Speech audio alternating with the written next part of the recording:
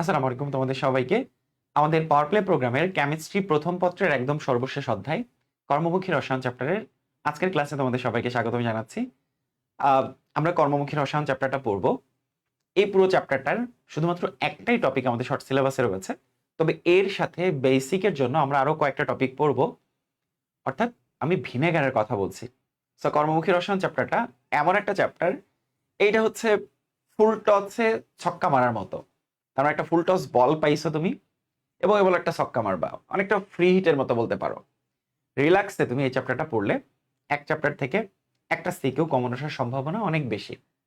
এবং যে একটা টপিক শর্ট সিলেবাসে রয়েছে, তোমার মাস্টার বুক খুললে খেয়াল করবে সেখানে এই ভিনেগার থেকেই 43টা প্রশ্ন এসেছে এ যাবৎকালে। ঠিক আছে, এ যাবৎকালে 43টা প্রশ্ন এসেছে। ওকে, সো আমরা চলে যাবো আমাদের ক্লাসে। তো যারা যুক্ত হচ্ছে ঝটপট বাকিদেরকে একটু মেনশন করে দিতে পারো। আমরা আমাদের ক্লাসটা এক্ষুনি শুরু করব। অনেকদিন পর তোমাদের সাথে দেখা হলো। আশা করছি খুব শর্ট টাইমে পুরো চ্যাপ্টারটা তোমাদেরকে গুছিয়ে দিতে পারবো।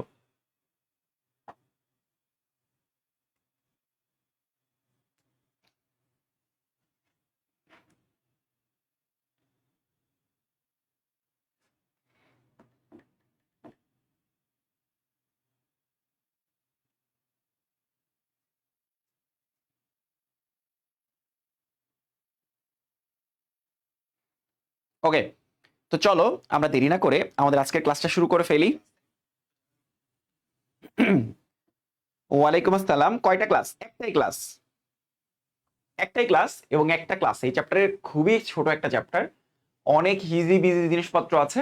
আমি একদম চ্যাপ্টারটা গুছাই দিচ্ছি তোমাদেরকে, একদম চ্যাপ্টারটা গুছাই দিচ্ছি। হ্যাঁ, ক্লাস ডিউরেশন খুব বেশি বড় হবে না, 1.5 থেকে 2 ঘন্টার মতো হবে।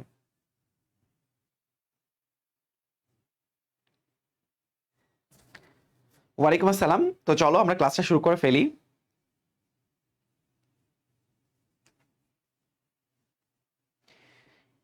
যেভাবে পড়াবো সিকিউ এমসিকিউ সবই পারবা তোমরা। হ্যাঁ,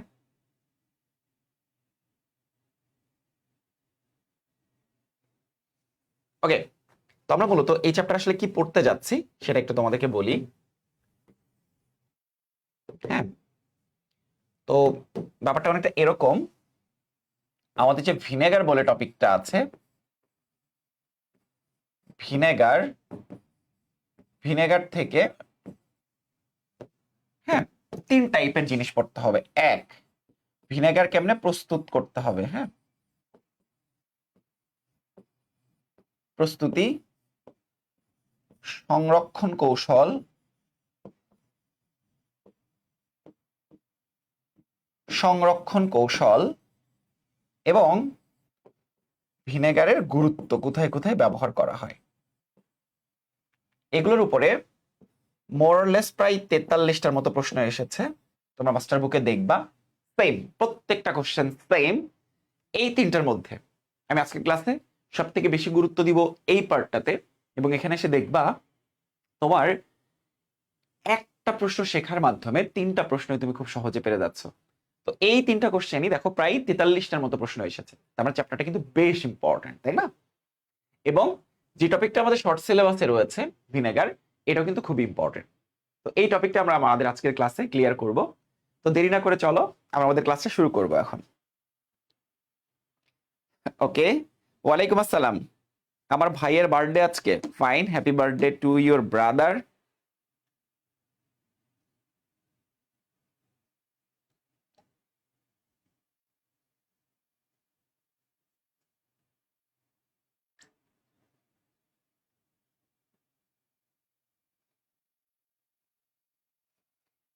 ফাইন,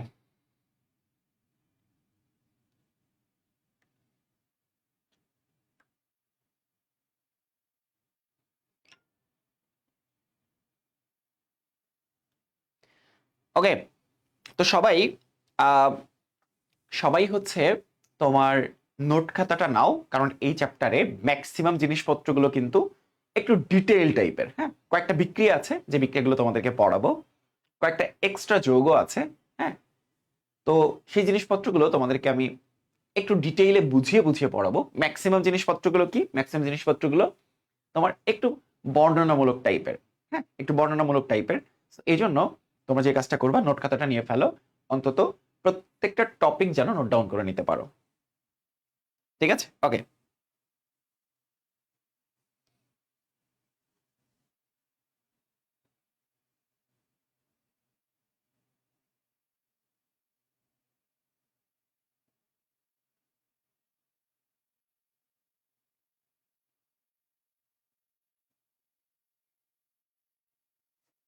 ওকে, তো ফাইন, চলো আমরা শুরু করে ফেলি।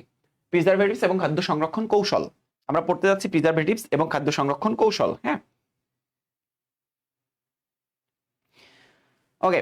তো প্রথমেই আমাদের এটা জানা দরকার যে প্রিজারভেটিভস আসলে কি। হ্যাঁ, প্রিজারভেটিভস কি আমরা প্রথমে জানার চেষ্টা করব, প্রিজারভেটিভস আসলে কি, এরপর খাদ্য সংরক্ষণ কৌশলে যাব।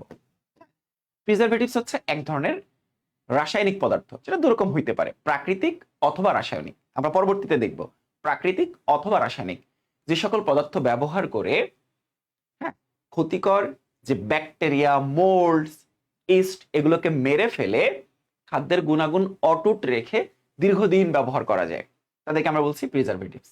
অর্থাৎ প্রিজারভেটিভস এক ধরনের পদার্থ। কোন ধরনের পদার্থ? রাসায়নিক পদার্থ। ঠিক আছে, প্রাকৃতিকও হইতে পারে, রাসায়নিকও হইতে পারে। তাহলে প্রিজারভেটিভস কারা? প্রিজারভেটিভস হওয়ার জন্য তোমার প্রাইমারি শর্ত হচ্ছে তারা হইতে পারে প্রাকৃতিক, হ্যাঁ, প্রাকৃতিক অথবা কৃত্রিম, যেটাকে আমরা রাসায়নিক পদার্থ বলছি। আমরা প্রকারভেদে যাব, কিছুক্ষণ পরে প্রকারভেদে যাব। তাহলে প্রিজারভেটিভস এক ধরনের পদার্থ যেটা প্রাকৃতিক অথবা কৃত্রিম হতে পারে, তাই না? তাহলে প্রিজারভেটিভস এক ধরনের প্রাকৃতিক অথবা রাসায়নিক পদার্থ যা ব্যাকটেরিয়া, মোল্ডস, ইস্ট এদেরকে মেরে ফেলে, খাদ্যের গুণাগুণ অটুট রাখে দীর্ঘদিন পর্যন্ত। দীর্ঘদিন পর্যন্ত খাদ্যের গুণাগুণ অটুট রেখে সংরক্ষণ করতে হেল্প করে, পচন রোধ করে, তাদেরকে আমরা বলছি প্রিজারভেটিভস। বুঝতে পারছো? তাহলে কাদেরকে মেরে ফেলে? দেখো, ব্যাকটেরিয়া,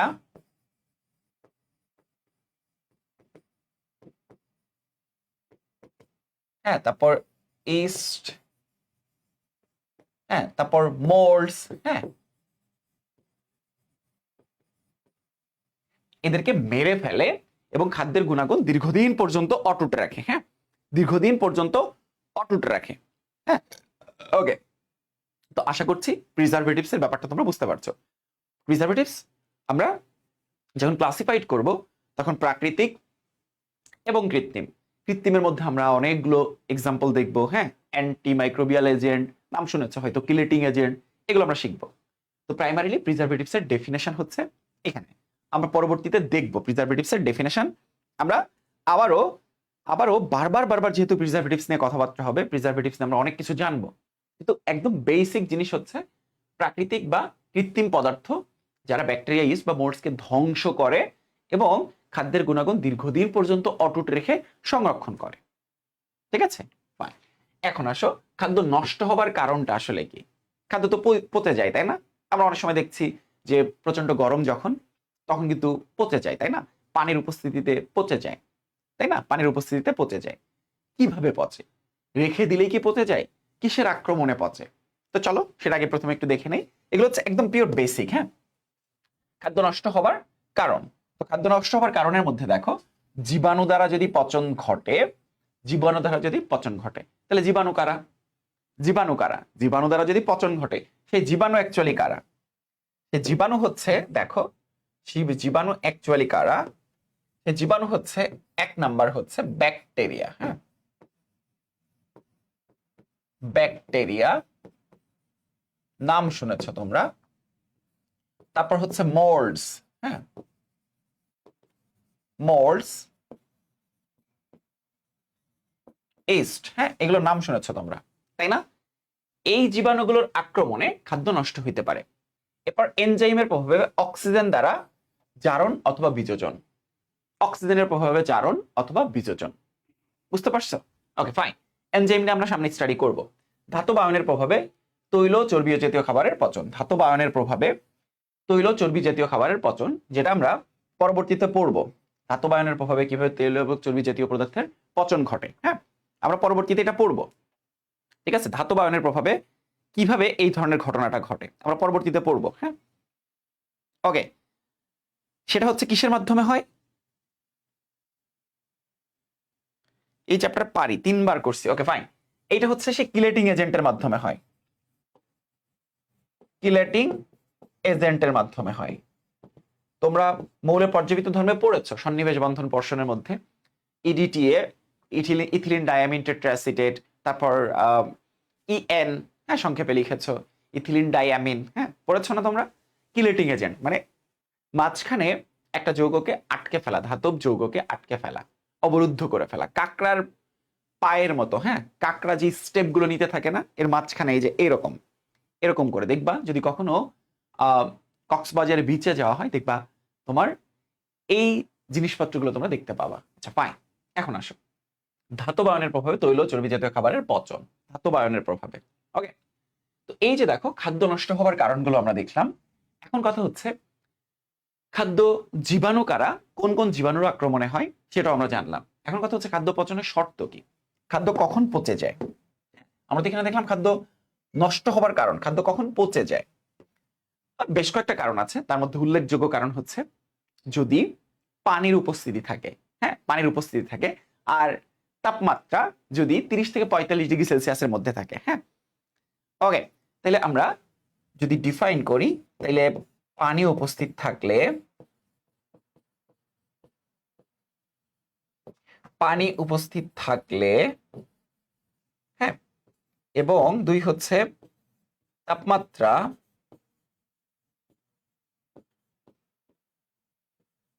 30 থেকে 45 ডিগ্রি সেলসিয়াস এর মধ্যে হলে, এর মধ্যে হলে, ঠিক আছে।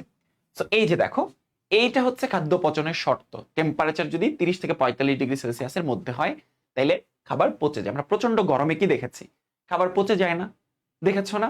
যখন উইন্টার থাকে, হ্যাঁ, বিশেষ করে উত্তরবঙ্গে তোমরা যারা রয়েছো দেখবা টেম্পারেচার যখন 10, 12, 15, মোবাইলে দেখতে পারবো টেম্পারেচার, আবার বুঝবো কেমনে। তো টেম্পারেচার যখন কম থাকে তখন দেখবা খাবার সকাল থেকে রাত বা পরদিন পর্যন্ত ভালো থাকছে, কিন্তু টেম্পারেচার যখন প্রচন্ড গরম, প্রচন্ড হিট, তখন কি হয়?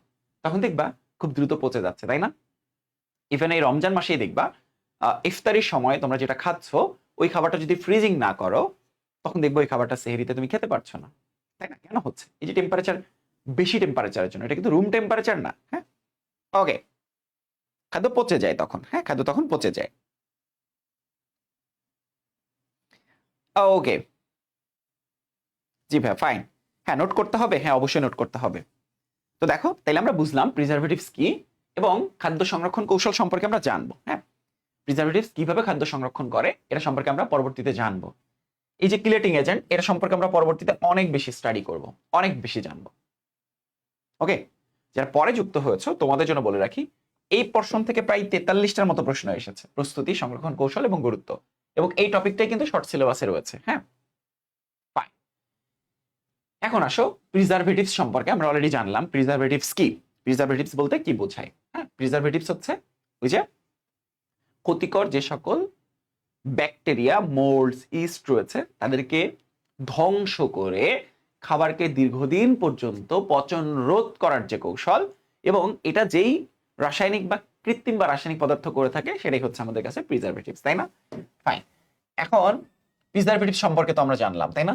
আমরা এবার জানবো যে এবার, হ্যাঁ, কিভাবে রক্ষা করে। হ্যাঁ, দেখো রাসায়নিক পদার্থ যা অল্প পরিমাণে, আমি কিছুক্ষণ আগে তোমাদের ডেফিনেশন শিখাইলাম না, এবার একটা শর্ট ডেফিনেশন শেখাবো যেটা তোমাদের ক এবং খ এর জন্য লাগবে। হ্যাঁ, ক এবং খ এর জন্য লাগবে। এক ধরনের রাসায়নিক পদার্থ, এটা কিন্তু শুধু রাসায়নিক পদার্থ না, শুধু রাসায়নিক পদার্থ না, এটা কৃত্রিমও হইতে পারে আবার প্রাকৃতিকও হইতে পারে। হ্যাঁ, প্রাকৃতিকও হইতে পারে। অল্প পরিমাণে খাবারের সাথে মিশে ফাঙ্গাস, ব্যাকটেরিয়া বা এনজাইমেটিক জারণ থেকে খাবারকে রক্ষা করে, এনজাইমেটিক জারণ থেকে খাবারকে রক্ষা করে। এটা হচ্ছে প্রিজারভেটিভস এর একদম ছোট্ট সংজ্ঞা। ঠিক আছে, প্রিজারভেটিভস মানে হচ্ছে যা খাবার সংরক্ষণ করে রাখে। প্রিসার্ভ বা প্রিজার্ভ মানে কি? সংরক্ষণ করে রাখা, খাবারকে সংরক্ষণ করে রাখে। বুঝতে পারছো? ওকে, যেমন ফ্রিজিং করা, এটা কি একটা প্রিজারভেটিভস প্রসেস না? বুঝতে পারছো? নিম্ন তাপমাত্রায় সংরক্ষণ করা হয়। এটা কি আহ, একটা প্রসেস না? আশা করছি বুঝতে পারছো। ফ্রিজিং করি আমরা, ফ্রিজিং করে কি করি আমরা? খাবারটাকে নর্মালে যখন তুমি রাখো 1.5 দিন 2 দিন 3 দিন পর্যন্ত ভালো ভালো থাকে, তাই না? আবার যখন ডিপ ফ্রিজিং করো বেশি তাপমাত্রায়, তখন কি হয়? বেশি দিন পর্যন্ত খাবার ভালো থাকে। এগুলো তো একটা প্রসেস। ওকে, তো এই হচ্ছে আমাদের প্রিজারভেটিভস এর ডেফিনেশন। এখন আসো প্রিজারভেটিভস এর প্রকারভেদ। প্রিজারভেটিভ কত কত প্রকার, প্রিজারভেটিভস কত প্রকার? হ্যাঁ, প্রিজারভেটিভস প্রিজারভেটিভস কত প্রকার? তো আসো আমরা একটু জানি প্রিজারভেটিভস কত প্রকার। প্রিজারভেটিভস মূলত কত প্রকার? প্রিজারভেটিভস, হ্যাঁ, প্রিজারভেটিভস মূলত দুই প্রকার। হ্যাঁ, মূলত দুই প্রকার। একটা হচ্ছে প্রাকৃতিক, হ্যাঁ, একটা হচ্ছে প্রাকৃতিক, একটা হচ্ছে প্রাকৃতিক আর অপরটা হচ্ছে কৃত্রিম বা রাসায়নিক। হ্যাঁ, প্রাকৃতিক, একটা হচ্ছে কৃত্রিম বা রাসায়নিক। ঠিক আছে, দুই প্রকার প্রিজারভেটিভস নিয়ে আমরা আসলে কথা বলবো, কাজ করব। হ্যাঁ, দুই প্রকার প্রিজারভেটিভস নিয়ে আমরা আসলে কাজ করব। হ্যাঁ, তোমরা নাম শুনেছো হয়তো,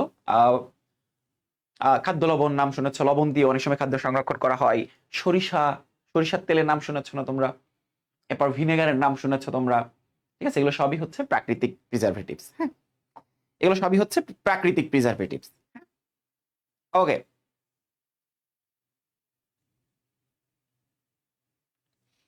ওকে, তাহলে আমরা জানলাম যে প্রিজারভেটিভস প্রধানত কত প্রকার? প্রিজারভেটিভস প্রধানত দুই প্রকার। হ্যাঁ, প্রিজারভেটিভস প্রধানত দুই প্রকার। একটা হচ্ছে প্রাকৃতিক আর আরেকটা হচ্ছে কৃত্রিম বা রাসায়নিক। হ্যাঁ, ওকে, এবার আসো আরো কিছু প্রিজারভেটিভস আছে, আরো কিছু প্রিজারভেটিভস আছে। সেগুলো কি? যেমন দেখবা নিম্ন তাপমাত্রায় যে আমরা সংরক্ষণের কথা বললাম না, নিম্ন তাপমাত্রায় সংরক্ষণের কথা বললাম। তারপর অনেক সময় ড্রাই, এর বাংলা হচ্ছে শুষ্ককরণ, শুষ্ককরণ। হ্যাঁ, তাহলে দেখো অন্যান্য আর কি আছে। অন্যান্য এক, যেমন হচ্ছে নিম্ন তাপমাত্রায় সংরক্ষণ। হ্যাঁ, নিম্ন তাপমাত্রায় সংরক্ষণ, নিম্ন তাপমাত্রায় সংরক্ষণ, নিম্ন তাপমাত্রায় সংরক্ষণ। এরপর হচ্ছে নিম্ন তাপমাত্রায় সংরক্ষণ, এরপর হচ্ছে শুষ্ককরণ।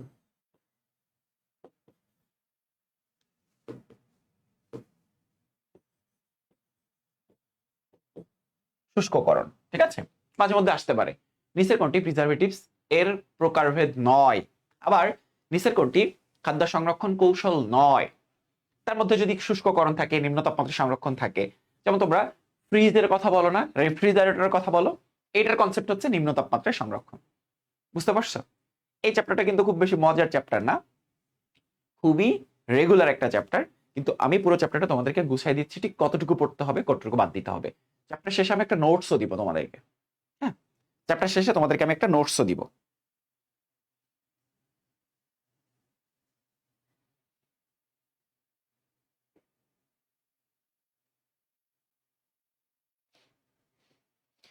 ওকে, এবার আমরা চলো আমরা জেনে নিব যে প্রাকৃতিক প্রিজারভেটিভস কোনগুলো। প্রাকৃতিক প্রিজারভেটিভস অ্যাকচুয়ালি কোনগুলো? হ্যাঁ, প্রাকৃতিক প্রাকৃতিক প্রিজারভেটিভস আসলে কোনগুলো?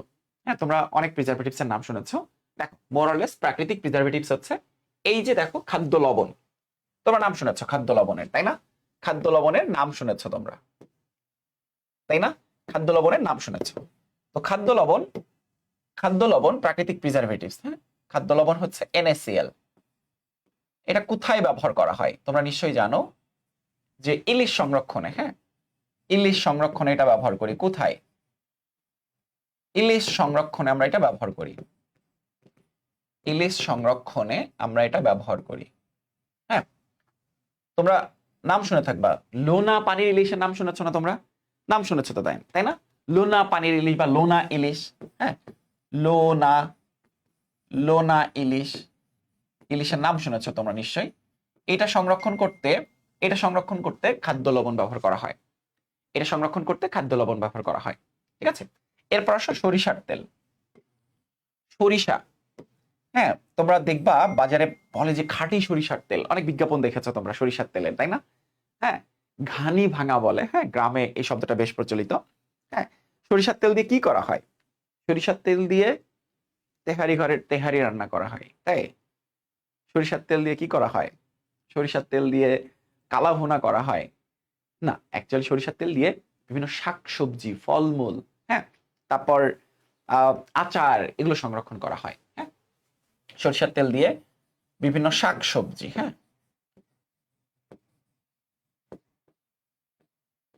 শাকসবজি, আচার, তারপর ফলমূল, এগুলো সংরক্ষণ করা হয়। হ্যাঁ, এরপর আসো চিনি।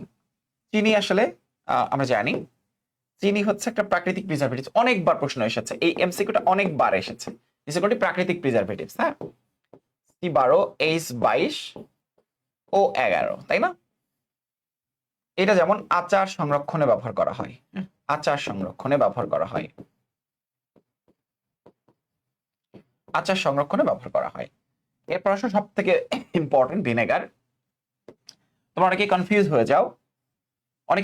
হয়ে যাও যে ভিনেগার প্রাকৃতিক প্রিজারভেটিভস নাকি কৃত্রিম প্রিজারভেটিভস। দেখো আমি ক্লিয়ার করে দিচ্ছি। অ্যাসিটিক অ্যাসিডের COOH এর 6 থেকে 10% জলীয়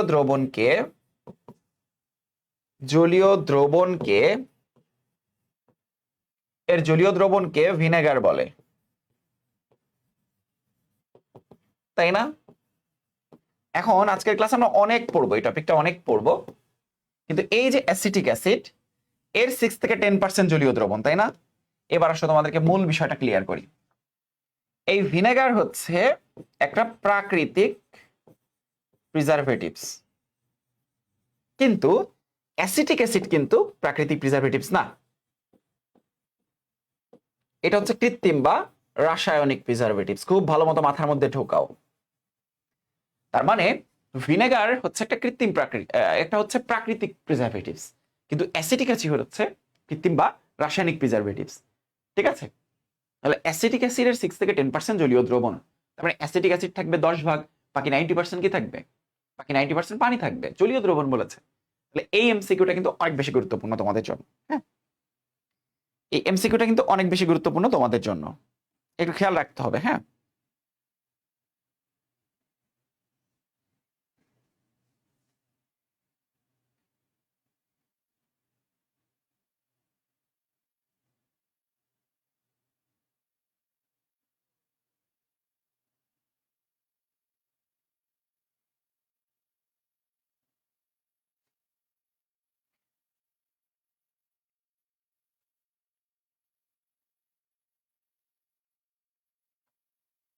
ওকে, ফাইন। ভিনেগার আছে আমার কাছে ভিনেগার আছে আমার কাছে।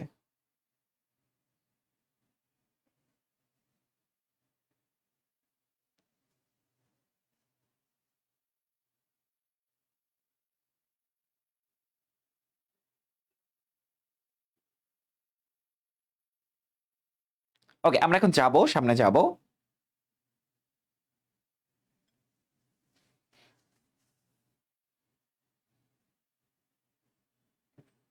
ছন্দ মিল দিয়ে পড়ান না, আচ্ছা। একটু সাইডে যান, বলেছে একটু সাইডে যান। ওকে, সাইডে গেলাম।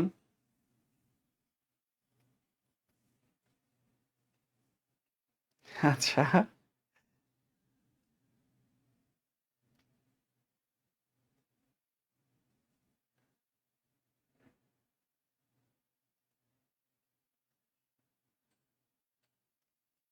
ওকে, তো আমরা এবার চলে যাব কৃত্রিম বা রাসায়নিক প্রিজারভেটিভস। আমরা অলরেডি জানলাম প্রাকৃতিক প্রিজারভেটিভস কি, বই থেকে তোমরা এই টপিকটা একবার রিডিং দিবা। হ্যাঁ, একবার এই টপিকটা রিডিং দিবা। হ্যাঁ, বুক রিডিং একবার বই থেকে পড়বা এটা। হ্যাঁ, যদি আরো এই টপিকের উপর আধ্যাত্মিক লেভেলের নলেজ প্রয়োজন হয়, আধ্যাত্মিক লেভেলের নলেজ প্রয়োজন হয়, এই টপিকে আধ্যাত্মিক লেভেলের নলেজ প্রয়োজন হয়, তাইলে তোমরা কি করবা? তাইলে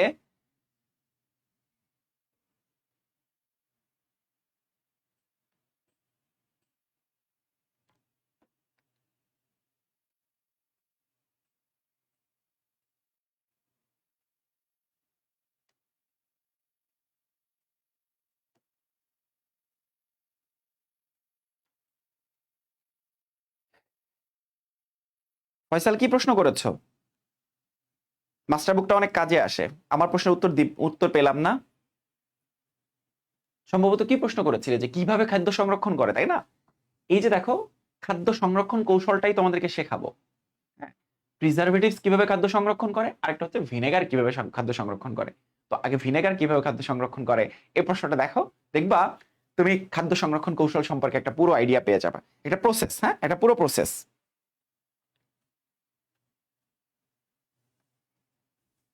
ওকে,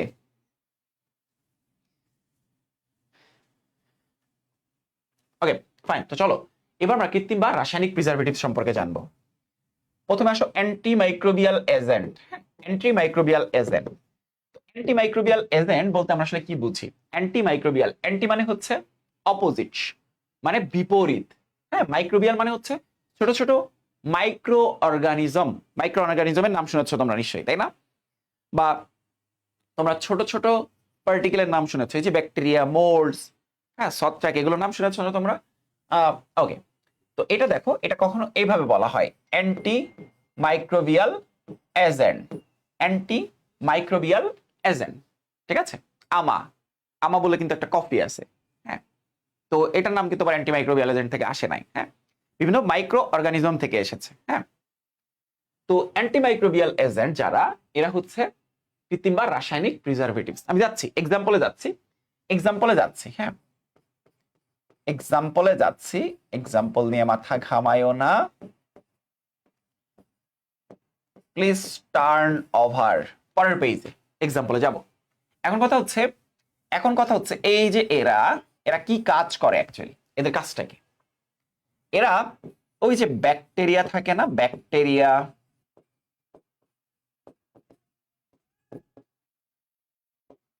ব্যাকটেরিয়া, ইস্ট, মোল্ডস, হ্যাঁ, এদের থেকে খাদ্যকে সংরক্ষণ করে বা বাঁচিয়ে রাখে। এদের থেকে খাদ্যদ্রব্যকে বাঁচিয়ে রাখে, খাদ্যদ্রব্যকে বাঁচিয়ে রাখে, ঠিক আছে? আর অ্যান্টি মাইক্রোবিয়াল এজেন্ট বলছি না, বুঝতে পারছো? অ্যান্টি মাইক্রোবিয়াল তার মানে হচ্ছে মাইক্রো অর্গানিজম যারা, এই যে এরা হচ্ছে মাইক্রো অর্গানিজম। কারা? এই যে এরা, এরা কারা? এরা হচ্ছে মাইক্রো অর্গানিজম, হ্যাঁ, নাম শুনেছ হয়তো তোমরা। এদেরকে আমরা বলছি মাইক্রো অর্গানিজম। ওকে, ফাইন। এবার আসো অ্যান্টি অক্সিডেন্টাল এজেন্ট। অক্সিডেন্টাল মানে জাইমান অক্সিজেনের মাধ্যমে কি করে? ফ্রি রেডিক্যাল তৈরিতে বাধা দেয়, হ্যাঁ, মুক্তমূলক সৃষ্টিতে বাধা দেয়। তাহলে এরা কারা? এরা কিভাবে কাজ করে? আরে এরা কারা? এরা কারা? এরা হচ্ছে জাইমান অক্সিজেন ক্রিয়েট করে, হ্যাঁ, জাইমান অক্সিজেনের মাধ্যমে মুক্তমূলক বা ফ্রি রেডিক্যাল পড়াচ্ছ না পরিবেশ রসায়ন চ্যাপ্টারে? বেসিকের কথা বলছি। প্রচন্ড গতিসম্পন্ন মুক্তমূলক, ওই যে মাথার উপর ডট থাকে, মাথার উপর ডট থাকে, হ্যাঁ, এটা দ্বারা কি হয়? এটা দ্বারা জারণ করা হয়, জারণ অথবা মুক্তমূলক বা ফ্রি রেডিক্যাল তৈরিতে বাধা দেয়, বা ফ্রি রেডিক্যাল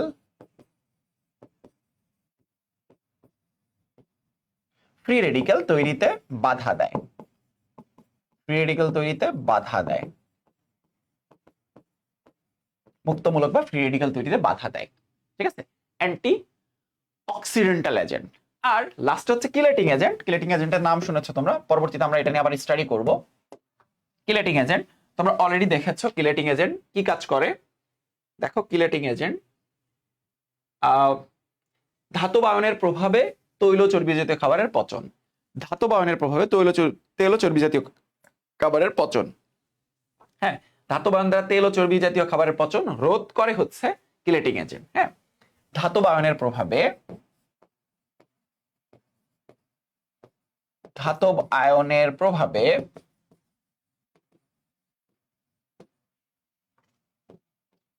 তৈল ও চর্বি জাতীয় খাবারের পচন রোধ করে। কারা? Chelating agent. কিলেটিং এজেন্ট, ঠিক আছে, কিলেটিং এজেন্টের এক্সাম্পলে যাচ্ছে EDTA, ethylene diamine tetra acetate. হ্যাঁ, টেট্রা অ্যাসিটেট। ফাইন। এতে খাদ্যদ্রব্যকে বাঁচায় রাখে। ইসমাইল হোসাইন লিখেছো, ফাইন ফাইন।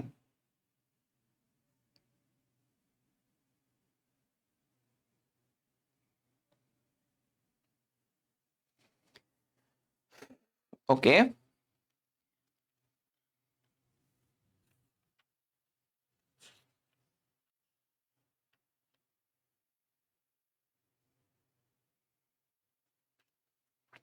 এবার চলো আমরা অ্যান্টিমাইক্রোবিয়াল এজেন্ট সম্পর্কে আমরা একটু জানবো। হ্যাঁ, কৃত্রিম বা রাসায়নিক প্রিজারভেটিভস এর মধ্যে অ্যান্টিমাইক্রোবিয়াল এজেন্ট, অ্যান্টিমাইক্রোবিয়াল এজেন্ট কারা? অ্যাকচুয়ালি অ্যান্টিমাইক্রোবিয়াল এজেন্ট কারা?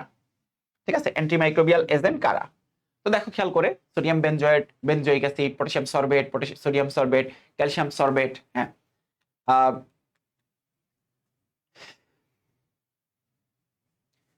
মানে এই যে সোডিয়াম সরবেট, ক্যালসিয়াম সরবেট, এদের সংকেতগুলো মুখস্থ থাকাটা জরুরি না। হ্যাঁ, যেমন সোডিয়াম সরবেটের সংকেত কি C5H7CO2Na, জরুরি না, কিন্তু বেসিক যে সংকেতগুলো, বিশেষ করে অ্যাসিটিক অ্যাসিড, ক্যালসিয়াম প্রোপানয়েড, নাইট্রেটো নাইট্রাইট লবণ, সালফাইড গ্যাস, হ্যাঁ, পটাশিয়াম মেটাবাইসালফাইড, হ্যাঁ, এই বেসিক বেসিক যে ছোট ছোট সংকেতগুলো আছে, এগুলো তোমাদের একটু মনে রাখতে হবে। হ্যাঁ, এগুলো একটু মনে রাখতে হবে তোমাদের। পটাশিয়াম নাইট্রেট, হ্যাঁ, তারপর হচ্ছে অ্যাসিটিক অ্যাসিড, হ্যাঁ, তারপর calcium propanoate, acetic acid, citric acid, এই সংকেতগুলো তোমাদের একটু মনে রাখতে হবে। হ্যাঁ, এই সংকেতগুলো মনে রাখতে হবে। সোডিয়াম বেনজয়েট, বেনজোইক অ্যাসিড, সংকেতগুলো একটু মনে রাখতে হবে তোমাদের।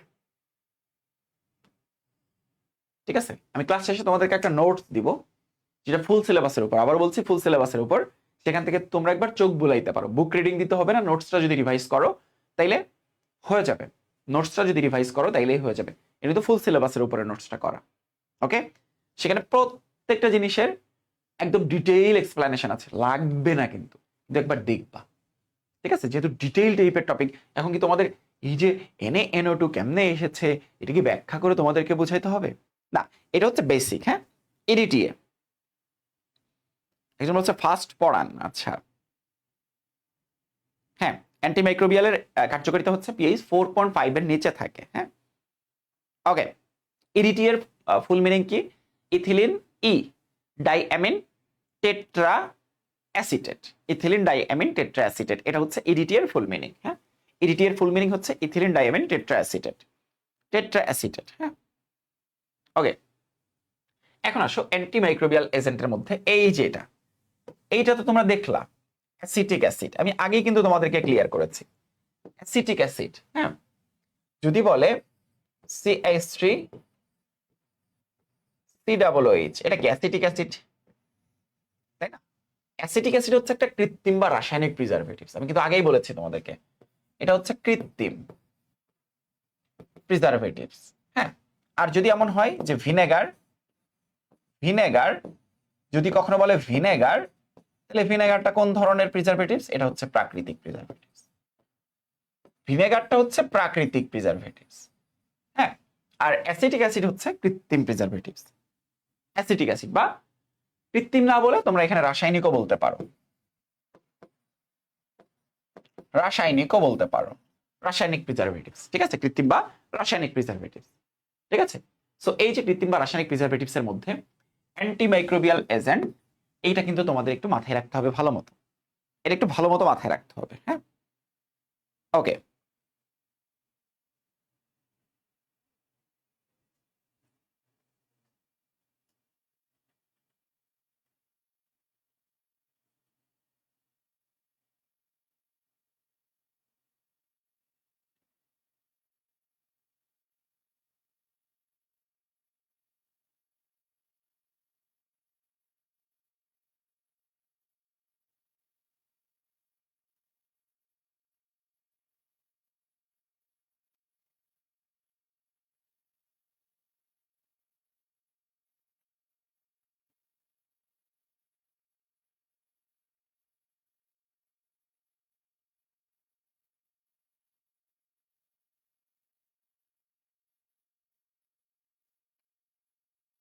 এবার তোমাদেরকে খুব দারুণ একটা জিনিস শেখাবো, যেটা পরীক্ষায় আসবে না, কিন্তু যদি কখনো চলে আসে। একটা চ্যাপ্টার যখন তুমি চিন্তা করবা যে এই কয়েকটা টপিক পড়ে যাব, বা এই চ্যাপ্টারটা পড়ে গেলে একটা সিকিউ আমার কমন পাইতেই হবে, এই চ্যাপ্টারটা পড়ে গেলে একটা সিকিউ কমন পাইতেই হবে, তখন সেই চ্যাপ্টার থেকে কঠিন বা সহজ বলে কোনো টপিক বাদ দেওয়া যাবে? যাবে না তো, সবই পড়তে হবে। কারণ এইটা একটা সিকিউ পাওয়ার জন্য আমি চ্যাপ্টারটা পড়ছি কিন্তু, হ্যাঁ। তাইলে এই চ্যাপ্টারে কোনো টপিক কঠিন হইলেও বাদ দেওয়া যাবে না, হ্যাঁ। ওকে, এখন আসো, কৃত্রিম বা রাসায়নিক প্রিজারভেটিভ একটা কঠিন টপিক আমি পড়াবো তোমাদেরকে, খুব সহজ করে পড়াবো। দেখো, অ্যান্টি অক্সিডেন্টাল এজেন্ট, হ্যাঁ, কিছুক্ষণ আগে বলছিলাম না অ্যান্টি অক্সিডেন্টাল এজেন্ট কিভাবে কাজ করে, এটা জারণ করে, এবং সাথে এটাও তোমাদেরকে বললাম যে মুক্তমূলক সৃষ্টিতে বাধা দেয়, তাই না? মুক্তমূলক, ফ্রি রেডিক্যাল বা মুক্তমূলক সৃষ্টিতে বাধা দেয়। আমরা চলো বিক্রিয়ার মাধ্যমে তোমাদেরকে বোঝাবো, বিক্রিয়ার মাধ্যমে তোমাদেরকে বোঝাবো, বিক্রিয়ার মাধ্যমে তোমাদেরকে বোঝাবো। তো চলো আগে একটু পড়ে নেই। চর্বি বা লিপিড অণু অক্সিজেনের সাথে বিক্রিয়া করে মুক্তমূলক সৃষ্টি করে, যা অ্যান্টি অক্সিডেন্ট অণু শোষণ করে পচন রোধ করে, পচন রোধ করে, ঠিক আছে, পচন রোধ করে। ওই যে পড়েছিলাম না কিলেটিং এজেন্টের কাজ, তেল বা চর্বি জাতীয় খাবার, তেল বা চর্বি জাতীয় খাবার ধাতুর সাথে যুক্ত হয়ে কি করে? কিলেটিং এজেন্টের কথা মনে পড়ছে না? এডিটি এর এক্সাম্পল দিলাম একদম প্রথম পেজে। এই যে কিলেটিং এজেন্ট, এই যে কিলেটিং এজেন্ট, ধাতু বায়নের প্রভাবে তৈল জাতীয় খাবার পচন, বুঝতে পারছো? তো ওই কনসেপ্টটাই আমরা এখানে পড়াবো তোমাদেরকে। দেখো, জারণের মাধ্যমে অথবা মুক্তমূলক সৃষ্টিতে বাধা দেওয়ার মাধ্যমে খাবারের পচন রোধ করে, ঠিক আছে, কিন্তু কিভাবে? কিভাবে দেখো, কিভাবে? এটা হচ্ছে একটা লিপিড অণু, দেখো প্রসেসটা দেখো, খুব ভালো মতো দেখো, বুঝে বুঝে দেখো। আগে তোমাদেরকে ফ্রি রেডিক্যালটা একটু বুঝাই। দুইটা ক্লোরিন সংযুক্ত হয়েছে, এই বন্ধনটা বিভাজিত হয়ে যাবে, তাহলে এদের এখানে শেয়ারকৃত ইলেকট্রন আছে নিশ্চয়ই, এদের এখানে শেয়ারকৃত ইলেকট্রন আছে, তাই না? একটা ক্লোরিনের ইলেকট্রন, এটাই ক্লোরিনের ইলেকট্রন। যখন এই বন্ধনটা ভেঙে যাবে, এরকম দুইটা মুক্তমূলক তৈরি হয়, এদেরকে আমরা বলছি ফ্রি রেডিক্যাল, এদেরকে বলছি ফ্রি রেডিক্যাল। কেন সুষম বিভাজন ঘটেছে? কারণ দুইটারই তড়িৎ ঋণাত্মকতা সেম। যদি এমন হতো হাইড্রোজেন বন্ড ক্লোরিন, তখন কিন্তু মুক্তমূলক সৃষ্টি হতো না, H প্লাস আর Cl মাইনাস পরিণত হতো, তাদের মধ্যে এই শেয়ারকৃত ইলেকট্রন কিন্তু সমভাবে বন্টিত হতো না। তখন তখন দেখো এই যে এরকম হতো, একটা প্লাস একটা মাইনাস, বুঝতে পারছো? তো এই যে এটা হচ্ছে ফ্রি রেডিক্যাল বা মুক্তমূলক, এদেরকে আমরা বলছি মুক্তমূলক বা ফ্রি রেডিক্যাল। ওকে, তোমাদের জানা থাকার কথা। তো এবার এখানে আসো, এখানে মূলত ঘটনাটা কি ঘটে? এটা হচ্ছে একটা লিপিড অণু, এটা কি একটা লিপিড অণু? এটা লিপিড, হ্যাঁ। যখন জারণ ঘটে, হ্যাঁ, জারণ ঘটে, তখন একটা লিপিড ফ্রি রেডিক্যাল অণু তৈরি হয়, প্লাস অক্সিজেন, অক্সিজেন এই যৌগটা তৈরি হয়, লিপিড ফ্রি রেডিক্যাল অণু এবং অক্সিজেন তৈরি হয়, ঠিক আছে, লিপিড ফ্রি রেডিক্যাল অণু এবং অক্সিজেন তৈরি হয়। এরপর ওই লিপিড ফ্রি রেডিক্যালটা আবার অক্সিজেনের সাথে বিক্রিয়া করে আবার একটা ফ্রি রেডিক্যাল তৈরি করে, লিপিড অক্সিজেন, অক্সিজেন এই যৌগটা তৈরি করে। আবার এই যে lipid oxygen, oxygen free radical, এটা আবার লিপিড অণুর সাথে বিক্রিয়া করে। এই যে দেখো লিপিড, এইটা দেখো লিপিড অণু, লিপিড অণুর সাথে বিক্রিয়া করে, হ্যাঁ। তখন তখন আবার কি হয়ে যায়? তখন আবার লিপিড অণু তৈরি হয়ে যায়, একটা লিপিড অণু তৈরি হয়ে যায়, সাথে লিপিড অক্সিজেন, অক্সিজেন হাইড্রোজেন, ঠিক আছে। লিপিড ফ্রি রেডিক্যাল কিন্তু বারবার মুক্তমূলক তৈরি হচ্ছে, মুক্তমূলক তৈরি হইলেই তো খাবার পচন ঘটবে, তাই না? মুক্তমূলক সৃষ্টিতে বাধা দেওয়ার মাধ্যমে আমরা কি করতে পারি? খাদ্য সংরক্ষণ করতে পারি, যেই কাজটা করে হচ্ছে কৃত্রিম বা রাসায়নিক প্রিজারভেটিভস। তুমি কি বুঝতে পারছো? মুক্তমূলক তৈরি হইতে থাকলেই সেটা খাবারের পচন ঘটাবে, আমার এই মুক্তমূলক তৈরি হইতে দেওয়া যাবে না। এইটা যদি বাধা দিতে পারি, তখনই তখনই আমরা বলবো খাদ্য সংরক্ষণ হচ্ছে, এবং এই কাজটাই করে হচ্ছে অ্যান্টি অক্সিডেন্টাল এজেন্ট, মানে anti oxidant agent, AOA, anti oxidant agent, anti oxidant agent, ঠিক আছে। তার মানে মুক্তমূলক সৃষ্টিতে বাধা দিতে হবে, মুক্তমূলক সৃষ্টিতে আমাদের বাধা দিতে হবে, হ্যাঁ।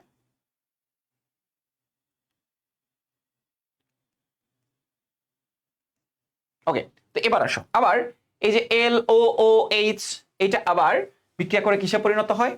আবার লিপিড অণুতে পরিণত হয় এবং মুক্ত মুক্ত মূলকে পরিণত হয় ও ওতে পরিণত হয়।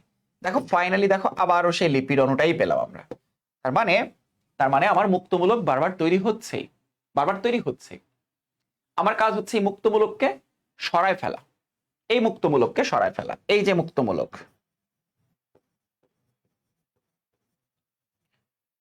যেন তৈরি হইতে না পারে সেই ব্যবস্থা করা। এবার আমি কি করলাম, অ্যান্টিঅক্সিডেন্টাল এজেন্টকে নিয়ে আসলাম। ঠিক আছে, অ্যান্টিঅক্সিডেন্টাল এজেন্টকে নিয়ে আসলাম। এই যে অ্যান্টিঅক্সিডেন্টাল এজেন্ট, এই যে অ্যান্টিঅক্সিডেন্টাল একটা অণু নিলাম AH। এটা কি, এটা এই যে AOA অ্যান্টিঅক্সিডেন্টাল এজেন্ট।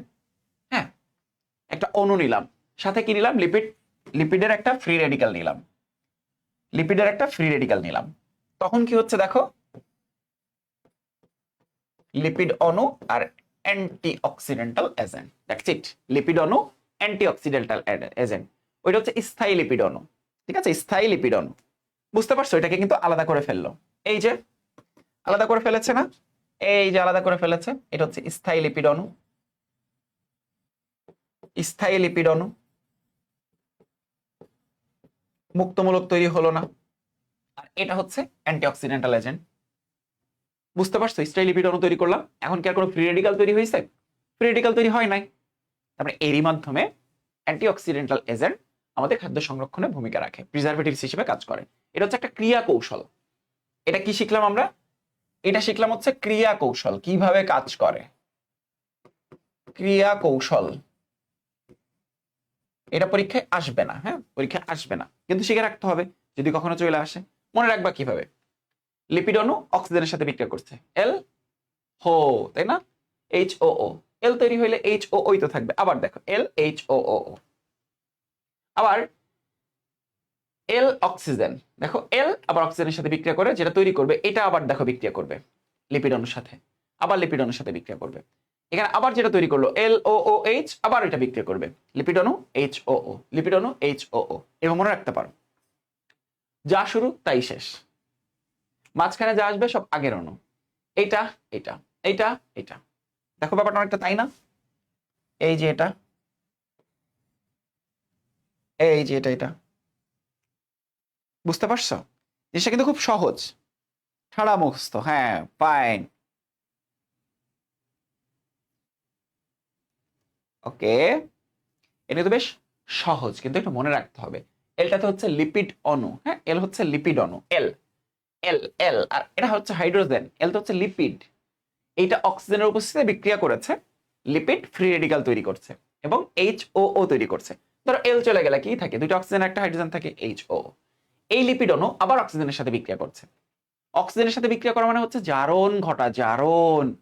দেখেছো না কৃত্রিম বা রাসায়নিক প্রিজারভেটিভস এর মধ্যে জারণ ঘটবে, অথবা অথবা মুক্তমূলক সৃষ্টিতে বাধা দিবে। বুঝতে পারছো? এই যে LOO, যা ছিল তাই, ওইটা আবার লিপিড অণুর সাথে বিক্রিয়া করছে, লিপিড আবার মুক্তমূলক তৈরি হয়ে যাচ্ছে। অসুবিধা হচ্ছে মুক্তমূলক তৈরি হইতে দেওয়া যাবে না, তখন অ্যান্টি অক্সিডেন্টাল এজেন্ট এসে মুক্তমূলক তৈরিতে বাধা দিচ্ছে, তখন খাদ্য সংরক্ষণ হবে। ফাইন, এটা কি করবে, কি করতে হবে জানো? ঠাডা, হ্যাঁ ঠাডা, ঠাডা মুখস্থ করতে হবে, লিখতে হবে। আরেকটা বুদ্ধি শেখাই তোমাদের। ধরো ধরো এই টপিকটা মুখস্থ হচ্ছে না, মাথার উপর দিয়ে যাচ্ছে, মাথার উপর দিয়ে যাচ্ছে, তাই না? তখন কি করবো জানো? মাথাটাকে একটুখানি উঁচু করে ফেলবা। তাইলে মাথার উপর দিয়ে যাচ্ছিল না, একটু উঁচু করলে ব্রেইনের মধ্য দিয়ে যাবে। আরেকটা উপায় শেখাই। আরেকটা উপায় হচ্ছে, ধরো এটা মুখস্থ হচ্ছেই না, তখন ইফতারির সময় কি করবা, এই স্মার্ট বোর্ডের এই লেখাটা প্রিন্ট করবে একটা সাদা কাগজে। এবার ওই কাগজটা কি করবে, পানির মধ্যে একটু সুন্দর মতো করে চামচ দিয়ে একটু গুলাবা। হ্যাঁ, এটা প্রিন্ট করা কাগজটা, তারপর পানিটা খেয়ে ফেলবা ইফতারির সময়। দেখবা আরে হঠাৎ করে ম্যাজিকের মতো পুরো জিনিসটা মুখস্থ হয়ে গেছে। এর থেকে সহজ কোনো উপায় নেই। বুঝতে পারছো? তো এভাবে করে খুব সহজে পড়া মনে রাখতে পারবা।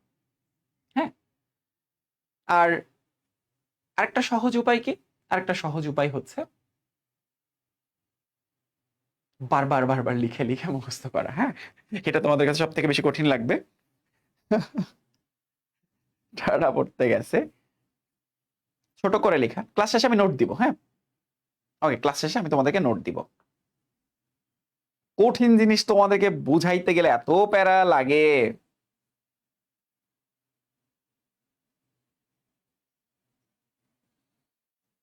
আরো বুদ্ধি নিয়ে কেমনে ঘুমান ভাইয়া, ওয়াও বুদ্ধিটা। কেউ ভাই কাট করিস না এগুলা, পরে মান সম্মান একদম যাবে। অ্যান্টিঅক্সিডেন্টাল এজেন্ট হচ্ছে কি করে? অক্সিজেন শোষণ করে, অক্সিজেন শোষণ করে, অক্সিজেন শোষণ করে। হ্যাঁ, অক্সিজেন শোষণ করে।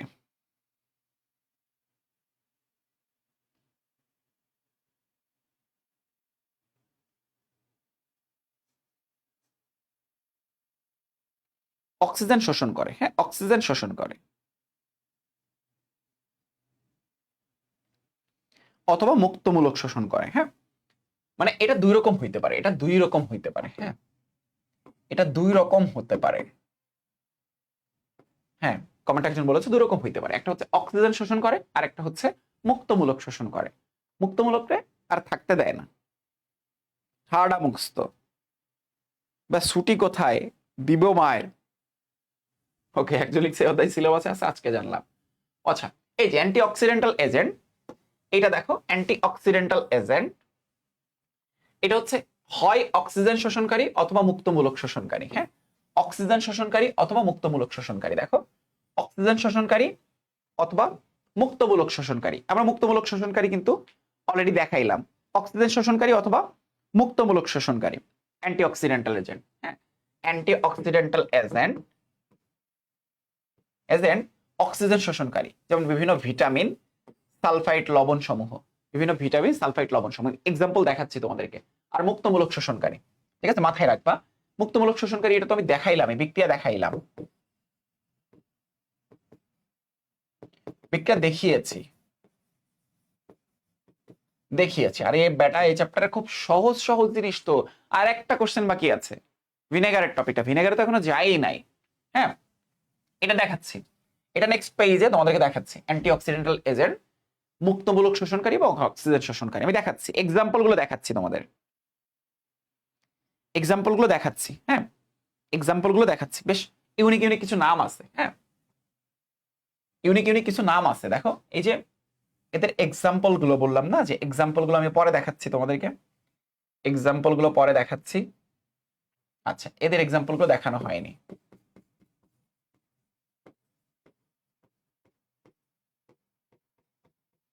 নেক্সট পেজে এক্সাম্পল দেখাচ্ছি। দেখো, এগুলো কিন্তু পরীক্ষায় আসে। হ্যাঁ, কৃত্রিম বা রাসায়নিক প্রিজারভেটিভস, অ্যান্টি অক্সিডেন্টাল এজেন্টের এই এক্সাম্পল গুলো পরীক্ষায় কিন্তু আসে।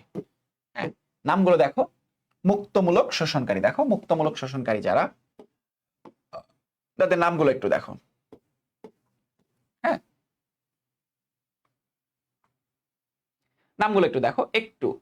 বিএইচএ, বিএইচএ, হ্যাঁ, তারপর বিএইচটি, টিবিএইচকিউ, হ্যাঁ, তারপর প্রোপাইল গ্যালেট। দেখো, আমরা নামগুলো একটু দেখো, মানে ডিটেইলটা একটু দেখো, ডিটেইলটা একটু দেখো। হ্যাঁ, বিউটাইলেটেড, হ্যাঁ, হাইড্রক্সি অ্যানিসল, তারপর বিউটাইলেটেড হাইড্রক্সি টলুইন, হ্যাঁ, টারশিয়ারি বিউটাইল হাইড্রোকুইনন, হ্যাঁ, টিবিএইচকিউ প্রায়ই আসে। নিচের কোনটি অ্যান্টি অক্সিডেন্টাল এজেন্ট?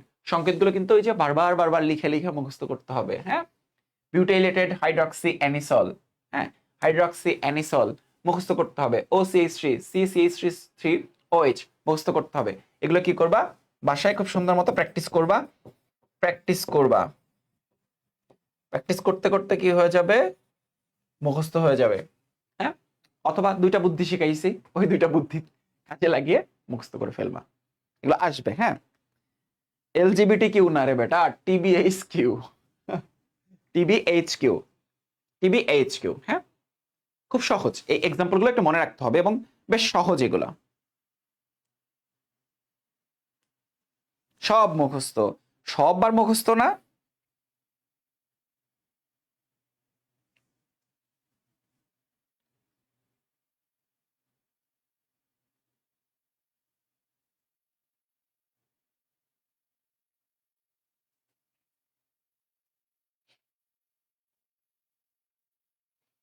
ওকে, এখন নতুন একটা টার্ম শেখাবো তোমাদেরকে। ঠিক আছে, নতুন একটা টার্ম শেখাবো। আমি বলছি ক্লাস শেষে তোমাদেরকে একটা নোটস দিব, নোটস থেকেও তোমরা অনেক বেশি বেনিফিটেড হবা। হ্যাঁ, প্র্যাকটিস মেক্স এ ম্যান ঠাড়া মুখস্থ, প্র্যাকটিস মেক্স এ ম্যান ঠাড়া মুখস্থ। ওকে, আমরা প্যারা দিচ্ছি না, প্যারাবেন বলে একটা কেমিক্যাল সম্পর্কে তোমাদেরকে আইডিয়া দিব। প্যারাবেন মাঝে মধ্যে পরীক্ষা আসে, অ্যাডমিশনে এসেছে টপিকটা।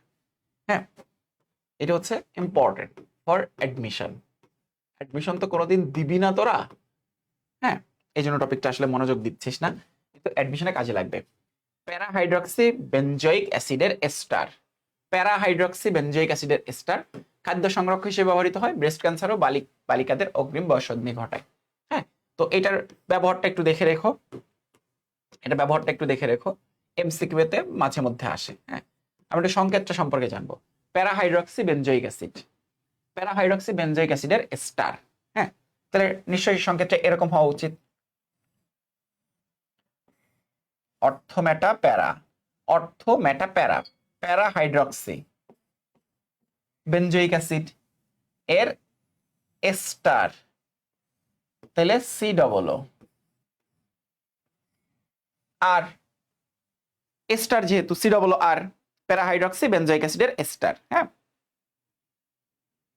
এমডি আকাশ মুখস্থ করতে হবে। হ্যাঁ, বুঝবা বুঝবা, ভিনেগার যেই টপিকটা বুঝা দরকার সেই টপিকটা বুঝলেই হবে, প্র্যাকটিস করতে হবে। হ্যাঁ, ওকে, এখন এখন এখানে আর নিলাম না, এই যে যেহেতু আর নিয়েছি, আর থাকলে কি হবে, আর থাকলে হবে হচ্ছে অ্যালকাইল প্যারাবেন, আর থাকলে কি হবে, অ্যালকাইল প্যারাবেন। হ্যাঁ, যদি সিএইচ3 থাকে আর এর পরিবর্তে, তাহলে মিথাইল প্যারাবেন, সংকেতগুলো লাগবে। হ্যাঁ, প্যারাবেন। তারপর যদি C2H5 থাকে, তাহলে ইথাইল প্যারাবেন, ইথাইল প্যারাবেন। হ্যাঁ, এরকম অ্যাকচুয়ালি। হ্যাঁ, এই আরটা কিন্তু ইম্পর্টেন্ট। হ্যাঁ, আরটা ইম্পর্টেন্ট। ওকে,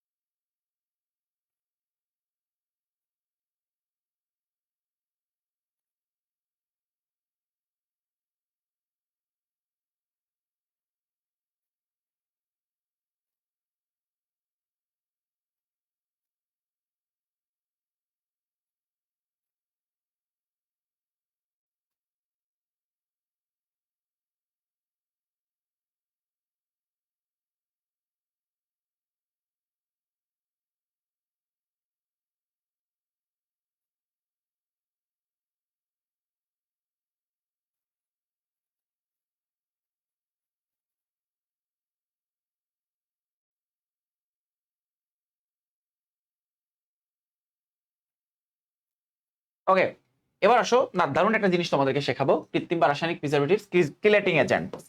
কিলেটিং এজেন্টস, কিলেটিং এজেন্ট আসলে কারা, কি ছিল। হ্যাঁ, কিলেটিং এজেন্ট আসলে কারা, এবং কিলেটিং এজেন্টের এক্সাম্পলটাও তোমাদেরকে দেখাবো। অনেকে ইডিটিএ নাম শুনেছো, ইডিটিএ নাম জিজ্ঞাসা করতেছিলা, ইডিটিএ বলতে আসলে কি বোঝায়। হ্যাঁ, ইডিটিএ বলতে আসলে কি বোঝায়, কিলেটিং এজেন্ট আমরা প্রথমেই পড়েছি। কিলেটিং এজেন্ট এরা কি কাজ করে, ওই যে তেল ও চর্বি জাতীয় পদার্থ সমূহকে, হ্যাঁ, পচনের হাত থেকে রক্ষা করে। হ্যাঁ, আমরা পড়ছি কিন্তু কৃত্রিম বা প্রিজারভেটিভস, কৃত্রিম বা রাসায়নিক প্রিজারভেটিভস। হ্যাঁ, এরা কি কাজ করে, হ্যাঁ, এরা ধাতব আয়নের সাথে সন্নিবেশ বন্ধন গঠন করে। এক্সাম্পল কি ইডিটিএ। হ্যাঁ, ওকে ওকে, এরা কি করে, এরা হচ্ছে কাঁকড়ার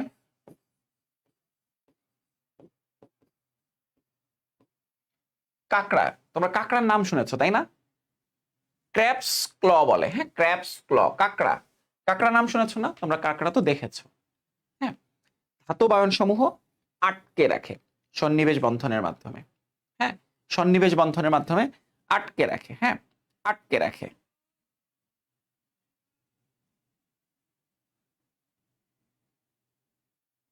আটকায় রাখে।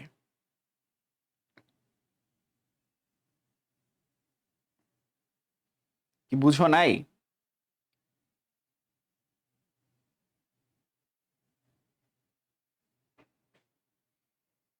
আচ্ছা,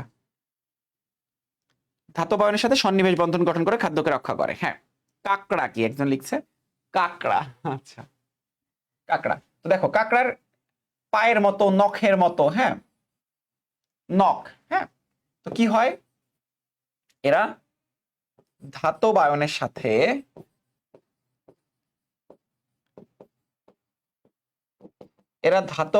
সাথে সন্নিবেশ বন্ধন গঠন করে। সন্নিবেশ বন্ধনের নাম শুনেছ তোমরা? সন্নিবেশ বন্ধন গঠন করে। এক্সাম্পল কি? Ethylene diamine, diamine tetraacetate. আমি একটা সংকেত দেখাবো তোমাদের। ইথিলিন ডাইঅ্যামিন, দেখো EN, ethylene diamine, ethylene diamine, ethylene diamine.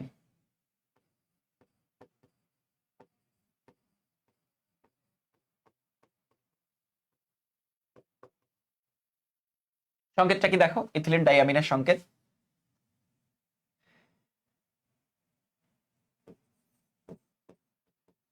cis to bond, cis to bond, NH2, NH2। দেখো ইথিলিন ডাইঅ্যামিন।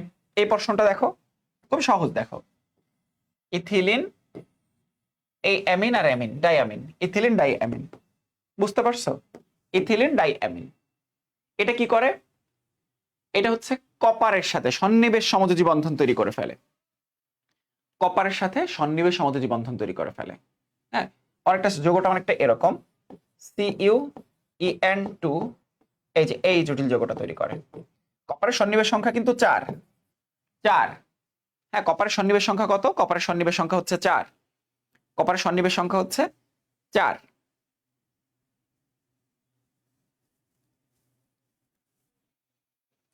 ওকে, এবার এবার আসো, ইডিটি এর নাম শুনেছো না তোমরা? ইডিটিএ, ইডিটিএ এটা তোমাদেরকে দেখাই। EDTA, ethylene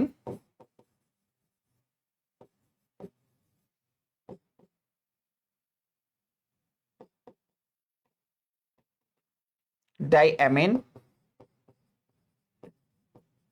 acetate, ethylene diamine tetra acetate. EDTA মানে হচ্ছে ইথিলিন ডাইঅ্যামিন টেট্রা অ্যাসিটেট। হ্যাঁ, ইথিলিন ডাইঅ্যামিন টেট্রা অ্যাসিটেট। আচ্ছা, এখন আগে ডাইঅ্যামিনটা দেখাই। আগে ডাইঅ্যামিন, ধরো diamine, bond NH2, bond NH2, তাই না? তো এই দুইটা হাইড্রোজেন চলে যাবে, শুধু নাইট্রোজেন থাকবে। দুইটা হাইড্রোজেন চলে যায়, দুইটা নতুন হাত সৃষ্টি হবে। হ্যাঁ, দুইটা নাইট্রোজেন, সরি দুইটা হাইড্রোজেন চলে যায়, দুইটা হাত সৃষ্টি হবে। যেহেতু দুইটা হাইড্রোজেন চলে গেছে, দুইটা হাত সৃষ্টি হবে। এখন টেট্রা অ্যাসিটেট, ইথিলিন ডাইঅ্যামিন হয়ে গেছে। অ্যাসিটেট মূলকটা কি? অ্যাসিটেট মূলকটা কি? অ্যাসিটেট মূলকটা হচ্ছে CH3COOH, তাই না? মাইনাস এটা। এবার আরেকটা হাইড্রোজেন যদি ফাঁকা করতে হয়, একটা হাইড্রোজেন ফাঁকা করে তো একটা হাত ফাঁকা করতে হবে, তাই না? তাহলে CH2COO, তাহলে ব্যাপারটা এরকম, CH2COO মাইনাস, CH2COO মাইনাস। এগুলো আবার কি হবে? এগুলো হচ্ছে আবার CH2OO মাইনাস, COO মাইনাস, ধাতব আয়নের সাথে সন্নিবেশ সমযোজী বন্ধন তৈরি করবে। এই হচ্ছে ইথিলিন ডাইঅ্যামিন টেট্রা অ্যাসিডের সংকেত। ইথিলিন ডাইঅ্যামিন টেট্রা অ্যাসিডের সংকেত। এটা কিন্তু মৌলের পর্যাবৃত্ত ধর্মের কিলেটিং যৌগ বা কিলেটস, কাঁকড়ার কামড়ের মতো, মানে কাঁকড়ার পদচিহ্নর মতো। এগুলো কিন্তু লাগবে ওখানে, হ্যাঁ এগুলো কিন্তু লাগবে। হ্যাঁ এই যে অনেকেই পারো, দেখি লামিয়া তাসনিম লিখেছে ইথিলিন ডাইঅ্যামিন টেট্রাঅ্যাসিটেট। এই চ্যাপ্টার ইজি, বাট পুতিন করে রিপ্রেজেন্ট করতেছেন আহমেদ ফাহাদ। এটা যদি বাদ দিয়ে দাও কোনো সমস্যা নাই, সহজ করে দিচ্ছি। এই পেজটা যদি বাদ দিয়ে দাও কোনো সমস্যা নেই। এবার কি সহজ হয়েছে? শুধু পড়াবো হচ্ছে ভিনেগার, তারপরেও কিছু বেসিক জিনিসপত্র শেখাচ্ছি, অ্যাডমিশনে কাজে লাগবে। অ্যাডমিশনে কাজে লাগবে রে বেটা। এখান থেকে কোনো কোশ্চেন আসে নাই, এমসিকিউ এসেছে মাঝে মধ্যে, কিন্তু অ্যাডমিশনে কিন্তু চ্যাপ্টারটা কি পুরোটা গুছায় দেওয়ার দায়িত্ব কি আমার না? আর চ্যাপ্টারটা কোনোদিনই পড়ো নাই, হঠাৎ করে একদিনে সব মুখস্থ হয়ে যাবে? এটা শিখতে হবে না? এটা কোন চ্যাপ্টারে কাজে লাগবে? মৌলের পর্যাবৃত্ত ধর্মে কাজে লাগবে তো। এখনো পড়বো না, ওই চ্যাপ্টারেও পড়বো না, অ্যাডমিশনেও পড়বো না, কিন্তু আমি চান্স পেয়ে যাব। এত সহজ। আমি কিচ্ছু পড়বো না, কখনো কিছু রিভাইজ করবো না, কিন্তু আমি চান্স পেয়ে যাব। সম্ভব? যেগুলো পারি একটু ফাস্ট পড়ান, হ্যাঁ।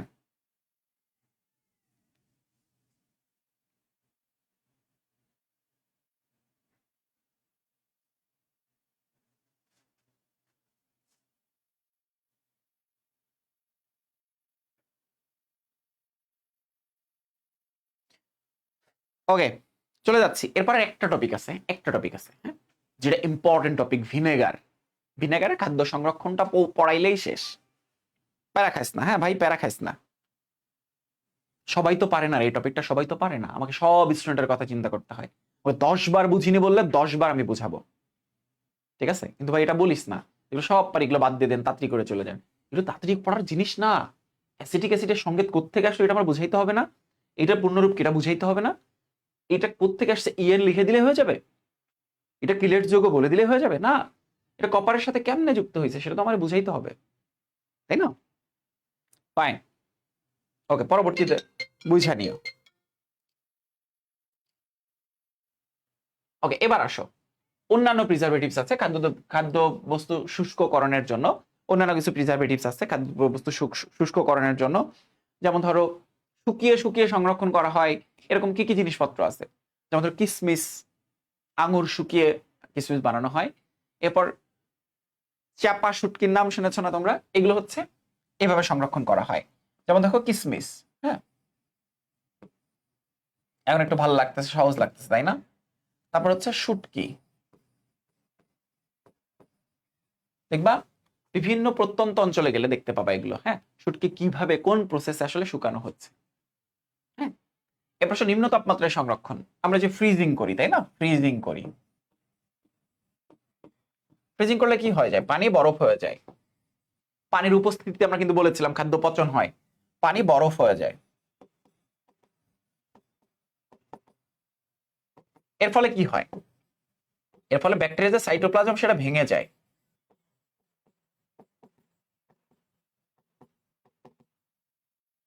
ব্যাকটেরিয়ার সাইটোপ্লাজম ভেঙে যায়।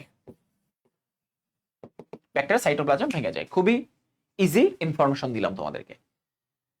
এটা পড়বো, এরপরে আমরা চলে যাব হচ্ছে ভিনেগারে, সব থেকে সহজ টপিক এবং সব থেকে ইম্পর্টেন্ট টপিক আজকের ক্লাসে, সব থেকে ইম্পর্টেন্ট টপিক।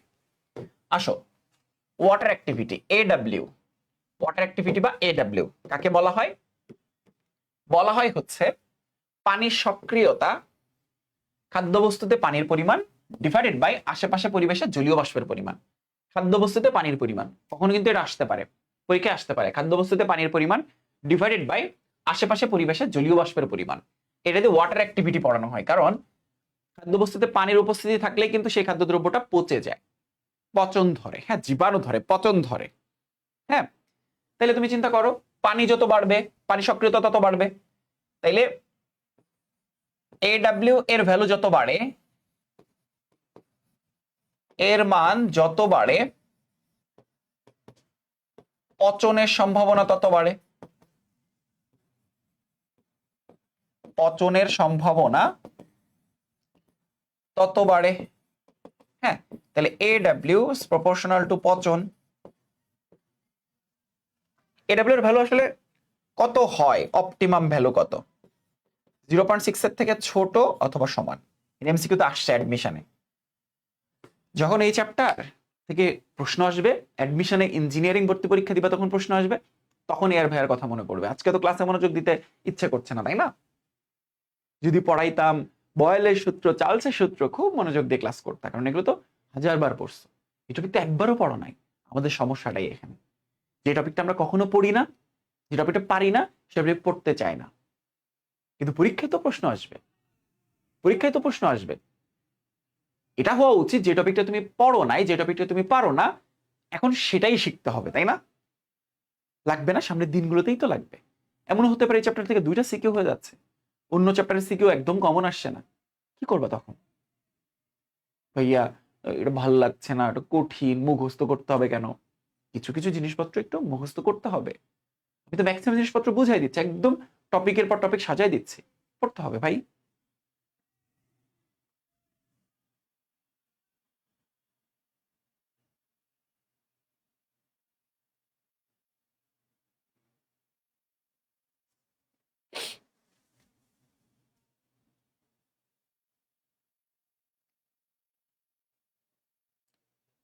এবার আমরা যাবো আজকের ক্লাসের সব থেকে ইম্পর্টেন্ট,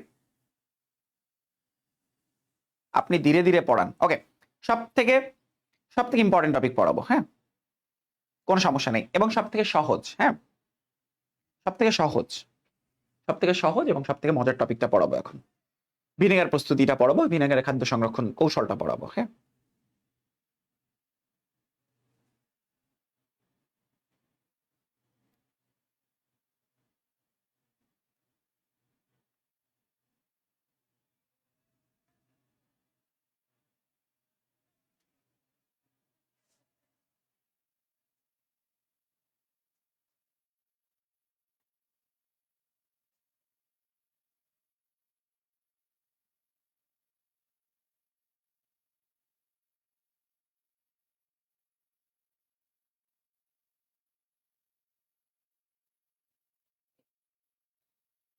ওকে, তো চলো, ক্লাস বন্ধ হয় নাই রে বেটা, ক্লাস বন্ধ হয় নাই।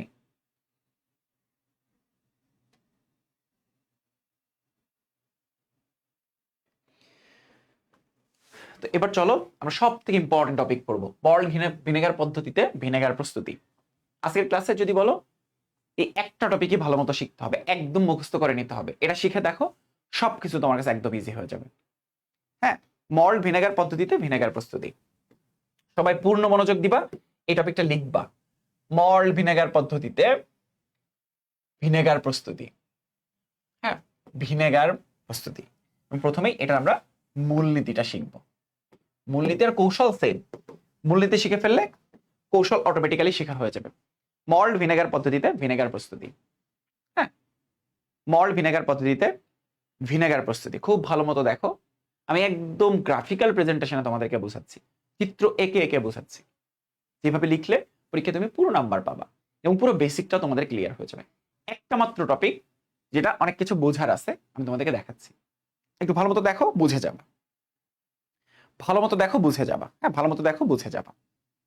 ওকে, তাইলে আমরা যে কাজটা করব, আমরা কি প্রস্তুত করতে চাচ্ছি? ভিনেগার।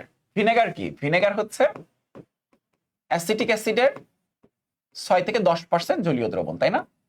6 থেকে 10% জলীয় দ্রবণ হচ্ছে ভিনেগার। ওকে, 6 থেকে 10% জলীয় দ্রবণ হচ্ছে ভিনেগার। ভালো মতো দেখো, আমরা প্রথমেই একটা মাটির পাত্র নিব, মাটির চুলা দেখেছো না? মাটির পাত্র নিব, মাটির পাত্র নিব, হ্যাঁ, যার মধ্যে কি থাকবে? আখ। আখের নাম শুনেছ তোমরা? আখ বা আখ কেমনে তৈরি করা হয়? তোমরা আখ চিনো না? কিছু কিছু এলাকায় এটা ডিফারেন্ট ডিফারেন্ট নাম থাকতে পারে, হ্যাঁ, ওকে।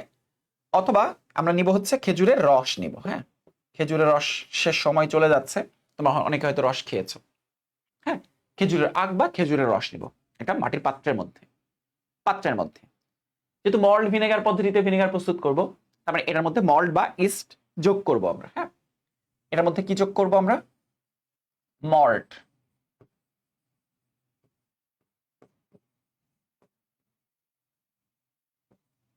ইস্ট যোগ করলাম, আমরা পল্প ইস্ট যোগ করলাম। হ্যাঁ, ওকে। এবার আখ বা খেজুরের রসের মধ্যে কি থাকে?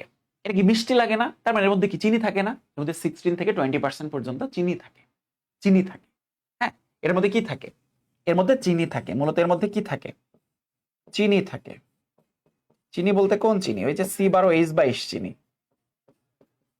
H22O11 এই চিনি, এই চিনি থাকে। কত পার্সেন্ট থাকে? 16 থেকে 20% চিনি থাকে। এটা একটু মনে রাখতে হবে, 16 থেকে 20% চিনি থাকে। এবার আমরা হিট দেওয়া শুরু করব। হ্যাঁ, হিট দেওয়া শুরু করব। তখন কি হবে? হ্যাঁ, একটা এনজাইম, ইস্ট থেকে এনজাইম আসবে। এনজাইম, ইস্ট থেকে উৎপন্ন এনজাইম হচ্ছে ইনভার্টেড। হ্যাঁ, ইনভার্টেজ এনজাইম। আরেকটা এনজাইম আছে, সেটা হচ্ছে জাইমেজ। আর মল্ট থেকে আসে হচ্ছে অ্যাসিটোব্যাক্টর, সেটার পরিচয় দিচ্ছি। মল্ট থেকে আসে হচ্ছে অ্যাসিটোব্যাক্টর। ইনভার্টেজ এনজাইমের সহায়তায় কি তৈরি হবে? হ্যাঁ, তো চলো, একটা এনজাইম যেটা ইস্ট থেকে আসতেছে, ইনভার্টেজ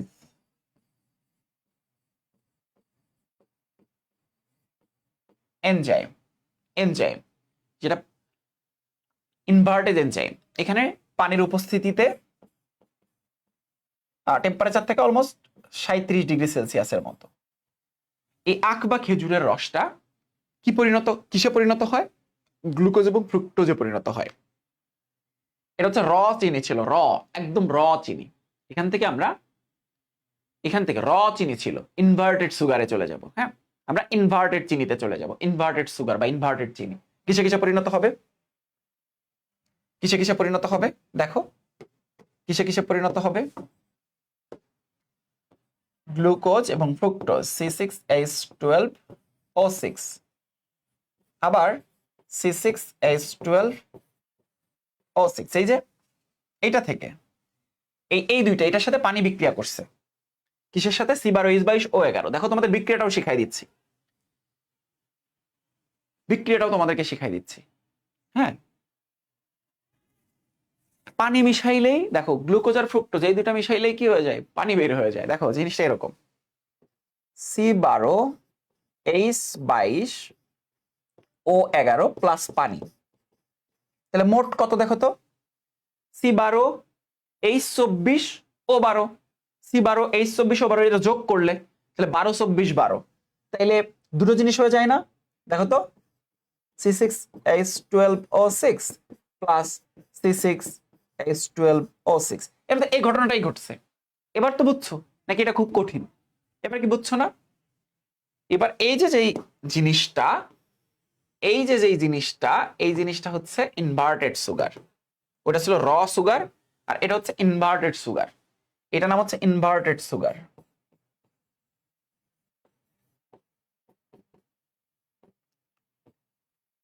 ইনভার্টেড সুগার বা ইনভার্টেড চিনি। হ্যাঁ, কিসের উপস্থিতিতে?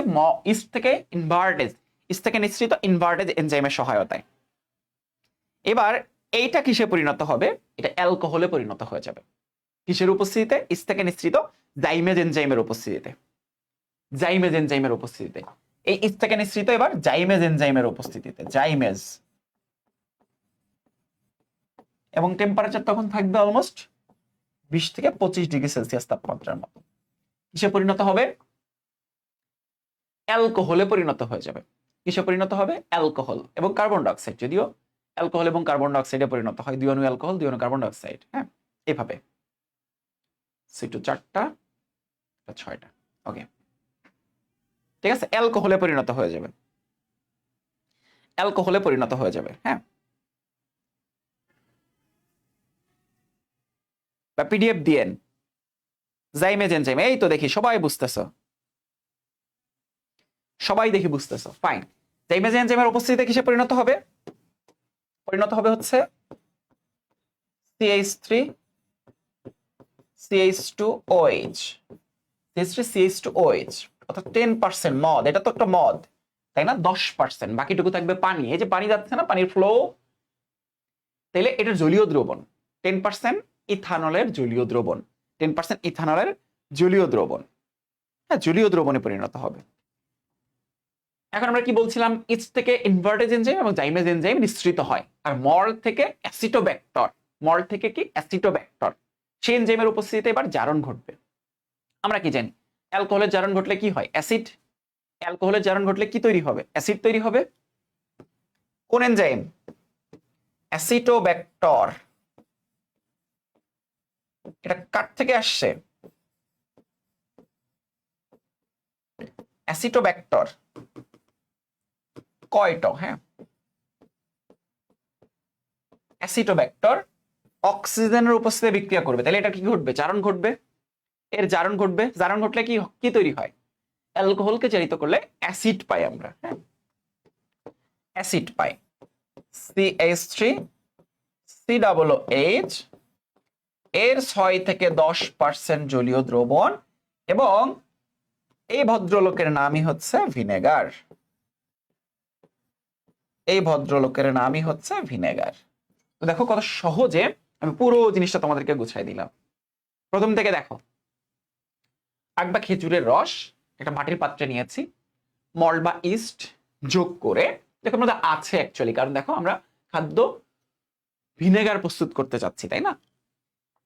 এখন আখ বা খেজুরের রসের মধ্যে চিনি আছে 16 থেকে 20%, ইনভার্টেজ এনজাইমের সহায়তায় আমরা বিক্রিয়া করাইলাম পানির সাথে, তখন কি হলো, গ্লুকোজ এবং ফ্রুক্টোজে পরিণত হইলো, তার মানে ইনভার্টেড চিনিতে পরিণত হইলো। তো সেটা আবার ইস্ট থেকে নিঃসৃত জাইমেজ এনজাইমের উপস্থিতিতে 25 ডিগ্রি সেলসিয়াস তাপমাত্রা উত্তপ্ত করে কি তৈরি হলো, ইথানল বা মদ তৈরি হইলো, মদ, অ্যালকোহল তৈরি হইলো। অ্যাসিটোব্যাক্টরের উপস্থিতিতে জারণ করলে আমরা অ্যাসিটিক অ্যাসিড পেয়ে গেলাম, 6 থেকে 10% জলীয় দ্রবণ পেয়ে গেলাম, ঠিক আছে। তার মানে ভিনেগার প্রস্তুত হয়ে গেল। আমাদের একটা জিনিস জানতে হবে, ইস্ট থেকে নিঃসৃত হয়েছে কোনটা, ইস্ট থেকে নিঃসৃত হয়েছে ইনভার্টেজ, ইনভার্টেজ এবং জাইমেজ। এই এনজাইমগুলো কই থেকে পাইলাম, তাই না। আর মল থেকে অ্যাসিটোব্যাক্টর, অ্যাসিটোব্যাক্টর এটা নিশ্চিত হয়েছে, হ্যাঁ, এগুলো কিন্তু মাথায় রাখতে হবে, খুব ইম্পর্টেন্ট ইনফো এগুলা, খুব ইম্পর্টেন্ট ইনফো এগুলা, ওকে। তো এই হচ্ছে মূলনীতি, বা যদি কখনো বলে ভিনেগার প্রস্তুতি, প্রস্তুতি লিখো, মূলনীতি লিখো, বর্ণনা করো, হ্যাঁ। দেখো এখানে ছিল টপিকটা,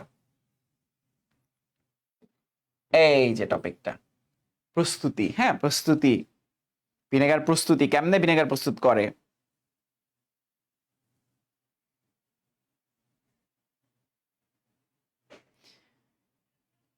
খাদ্য সংরক্ষণ কৌশল আর গুরুত্ব আমরা পরে পড়বো, হ্যাঁ, আমরা আসতেছি খাদ্য সংরক্ষণ কৌশল আর গুরুত্বতে আসতেছি, হ্যাঁ। এটা কিন্তু হয়ে গেল, সব থেকে ইম্পর্টেন্ট, এটা সব থেকে ইম্পর্টেন্ট। তাহলে এতক্ষণে যা শিখলা, এই যে সব যা শিখলা সবই হচ্ছে বেসিকের জন্য, চাইলে মনে রাখতে পারো, না চাইলে গুলায়ও খেয়ে ফেলতে পারো ইফতারিতে। তো আলটিমেট টপিক আমরা যেটা পড়লাম সেটা হচ্ছে এটা, বুঝতে পারছো, এখন তো বুঝতেছো তাই না, এত কিছু বোঝানোর পরে টেস্টে আসছিল এটা, ফাইন, এই তো অল ক্লিয়ার। এবার বলো জিনিসটা বুঝতে পারছো কিনা। খেজুরের রস অনেক মজা, খেজুরের রস অনেক মজা না।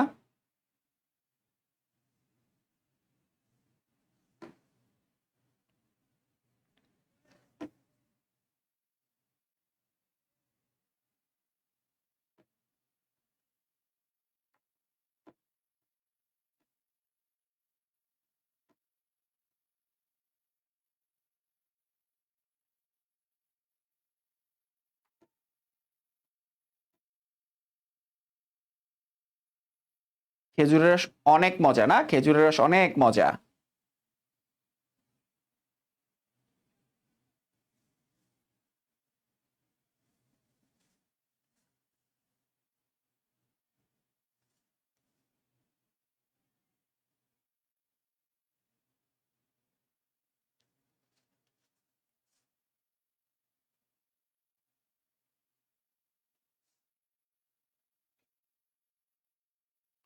ওকে, এবার চলো আমরা ধাপগুলো দেখব। এটা হচ্ছে একটা ধাপ, দুইটা ধাপ, তিনটা ধাপে কাজ হলো না, তাহলে এবার ধাপ সমূহ দেখব। পুরো জিনিসটা দেখলাম না, এবার পার্ট বাই পার্ট দেখবো, পার্ট বাই পার্ট দেখবো, ক্লিয়ার, এবার ক্লিয়ার।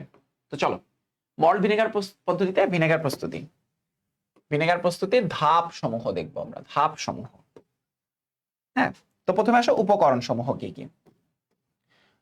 দেখো, মল্ট বা ইস্ট কেন লাগবে বুঝিয়েছি। খেজুর বা আখের রস, অ্যামোনিয়াম সালফেট আর অ্যামোনিয়াম ফসফেট। এটা কেন লাগে? অ্যামোনিয়াম সালফেট, অ্যামোনিয়াম ফসফেট কেন লাগে? এটা লাগে হচ্ছে ইস্টের বৃদ্ধিতে। হ্যাঁ, ইস্টের বৃদ্ধিতে সাহায্য করে। এটা কিসে সাহায্য করে?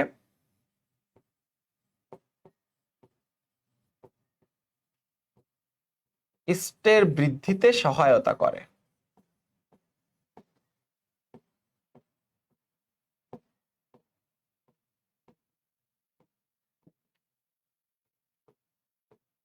ইস্টের বৃদ্ধিতে সহায়তা করে। ঠিক আছে, ইস্টের বৃদ্ধিতে সহায়তা করে। কি বুঝতে পারছো? ইস্টের বৃদ্ধিতে সহায়তা করে। এটা ইস্টের বৃদ্ধিতে সহায়তা করে। আশা করছি তোমাদের মনে থাকবে। হ্যাঁ, ইস্টের বৃদ্ধিতে সহায়তা করে। এবং ইস্ট ইস্ট থেকে আমরা কিছুক্ষণ আগেই পড়লাম ইনভার্টেজ এনজাইম, জাইমেজ এনজাইম, তাই না? ইস্ট থেকে ইনভার্টেজ এবং জাইমেজ এনজাইম নিঃসৃত হয়, তাই না? তো এই এনজাইম গুলোই তো ইনভার্টেড চিনিতে পরিণত করে, জাইমেজ এনজাইম অ্যালকোহলে পরিণত করে। তারপর এই যে মল্ট থেকে যে অ্যাসিটোব্যাক্টর, এটাই কিন্তু পরবর্তীতে খেয়াল করেছো নিশ্চয়ই যে আমাদের মূল ভিনেগার প্রস্তুতিতে হেল্প করে। তো চলো আমরা প্রথম ধাপ অ্যালকোহল উৎপাদনটা দেখি। প্রথম ধাপ যে অ্যালকোহল উৎপাদন সেটা আমরা একটু দেখি। প্রথম ধাপ হচ্ছে অ্যালকোহল উৎপাদন। প্রথম ধাপটা কি ছিল? অ্যালকোহল উৎপাদন ছিল, তাই না? অ্যালকোহল উৎপাদন সরেন সরেন প্রথম ধাপ হচ্ছে অ্যালকোহল উৎপাদন। তো চলো প্রথম ধাপটা তোমাদেরকে একটু দেখাই, অ্যালকোহল উৎপাদনটা কেমনে হয়। প্রথম ধাপটা অ্যালকোহল উৎপাদনটা কেমনে হয়, ঠিক আছে? তোমাদের কি নিছিলাম প্রথমে বলো তো? আমরা নিছিলাম হচ্ছে আখের রস অথবা অথবা খেজুরের রস। আমরা কি নিছিলাম? আখ অথবা খেজুরের রস।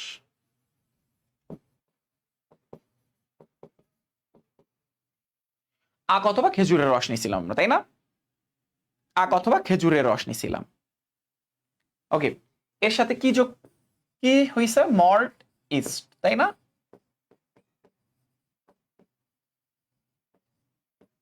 এবার কি করব? এখানে হিট দিতে থাকবো আমরা, তাই না? এবার আমরা কি করব? এখানে হিট দিতে থাকবো। হ্যাঁ, হিট দিতে থাকবো। ফাইন, এবার আমরা কি করব? এখানে হিট দিতে থাকবো। হিট হিট দিলে কি হবে? হিট দিলে হচ্ছে জীবাণু মারা যাবে। হ্যাঁ, জীবাণু মারা যাবে। প্রয়োজনীয় উপকরণগুলো তো দেখলাম। এবার ইস্টের বৃদ্ধিতে সহায়তা করার জন্য অ্যামোনিয়াম সালফেট, অ্যামোনিয়াম ফসফেট যোগ করব, তাই না? Ammonium sulphate, ammonium phosphate, ammonium sulphate এবং অ্যামোনিয়াম ফসফেট যোগ করলাম। এটার কাজটা কি বলতো? এটার কাজটা হচ্ছে ওই যে ইস্টের বৃদ্ধিতে সহায়তা করা। এবার চলো আমরা বিক্রিয়াগুলো একটু দেখি।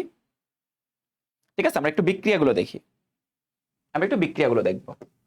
বিক্রিয়াতে কি হয়েছে? বিক্রিয়া, প্রথম ধাপের বিক্রিয়া। প্রথম ধাপের বিক্রিয়া ওই যে চিনির সাথে পানির বিক্রিয়া, চিনির সাথে পানির বিক্রিয়া। হ্যাঁ, তো এটাই চিনির সাথে পানির বিক্রিয়া। তাহলে বিক্রিয়া নাম্বার 1, C12H22O11 প্লাস পানি। কোন এনজাইম থাকবে? কোন এনজাইম থাকবে? ইনভার্টেজ।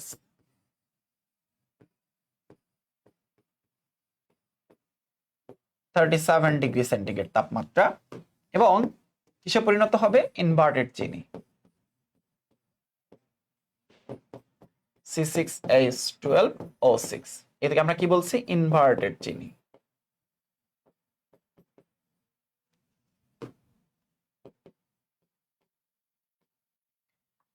এবার এবার কি করব? ওই ইনভার্টেড চিনিকে আমরা আমরা জাইমেজ এনজাইমের উপস্থিতিতে বিক্রিয়া করিয়ে আমরা কিসে পরিণত করব? অ্যালকোহলে পরিণত করব, তাই না? অ্যালকোহলে পরিণত করব। ফাইন, এটা কি ছিল? এটা ছিল হচ্ছে ইনভার্টেড চিনি। হ্যাঁ, ইনভার্টেড চিনি। এবার ওকে আবার বিক্রিয়া করাবো ইনভার্টেড চিনিকে 2C6H12O6 H12O6 কার উপস্থিতিতে বিক্রিয়া করবে? আমরা কিন্তু দেখে দেখে করছি, দেখো এই যে জাইমেজ এনজাইমের সহায়তায়, দেখো দেখে দেখে করছি, আমরা দেখে দেখে লিখছি জাস্ট ধাপগুলো। যদি কখনো বলে ধাপগুলো বর্ণনা করো, 20 থেকে 25 ডিগ্রি সেলসিয়াস তাপমাত্রা কিসে পরিণত হবে? অ্যালকোহলে পরিণত হবে। CH3 CH2 CH2OH 4 CH3CH2OH CH3CH2OH, হ্যাঁ, আর হচ্ছে কার্বন ডাইঅক্সাইডে পরিণত হবে, কার্বন ডাইঅক্সাইডে পরিণত হবে। এটা কত পার্সেন্ট ছিল? এটা হচ্ছে 10% ছিল, তাই না? এটা ছিল হচ্ছে 10%, এটা ছিল 10%। ওকে, তাহলে দেখো সেম বিক্রিয়াটা অলরেডি করে ফেলছি আমরা। এইটা 1 নাম্বার বিক্রিয়া, এটা 2 নাম্বার বিক্রিয়া অলরেডি আমরা করে ফেলছি। আচ্ছা, কার্বন ডাইঅক্সাইড উড়ে যাবে। এই যে দেখো আমরা অ্যালকোহল প্রস্তুত করে ফেললাম 10%। এবার আমরা জারণ করলেই হয়ে যাবে, যেটা সেকেন্ড ধাপে করব। তৃতীয় ধাপে আমরা পাস্তুরীকরণ করব। শেষ। এটা তো অলরেডি পড়েছে, এখন কি মুখস্থ হয়ে যাচ্ছে না? ক্লাসের পড়া ক্লাসেই ক্লাসের পড়া ক্লাসে হয়ে যাচ্ছে না?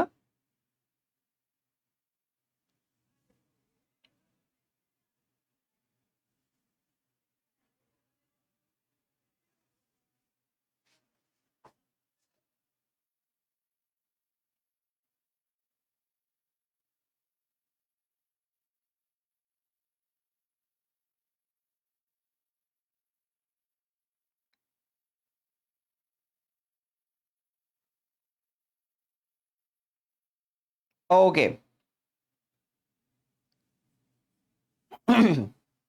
এবার আমরা সেকেন্ড ধাপে চলে যাব।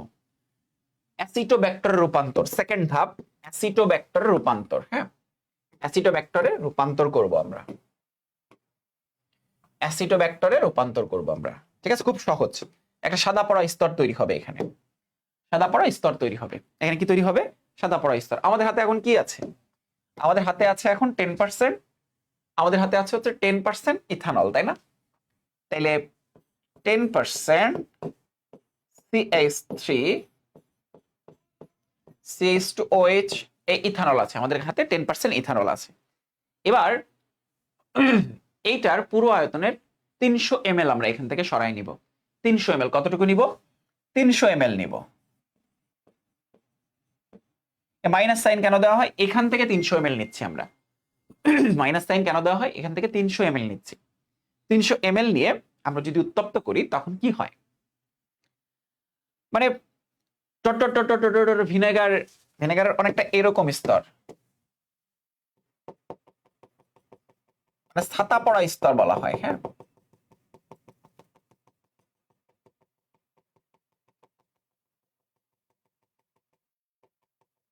এরকম একটা স্তর পড়ে। হ্যাঁ, এরকম একটা স্তর পড়ে, স্তর পড়ে, এরকম একটা স্তর পড়ে। হ্যাঁ, এরকম একটা স্তর পড়ে। হ্যাঁ, যেটাকে আমরা কি বলছি? এটাকে আমরা বলছি ছাতা পড়া স্তর। হ্যাঁ, এটাই হচ্ছে ভিনেগার মাদার বা মাইক্রোডার্মা অ্যাসিটি বা অ্যাসিটোব্যাক্টর। হ্যাঁ, ওকে, এটাকে আমরা কি বলছি? ছাতা পড়া স্তর।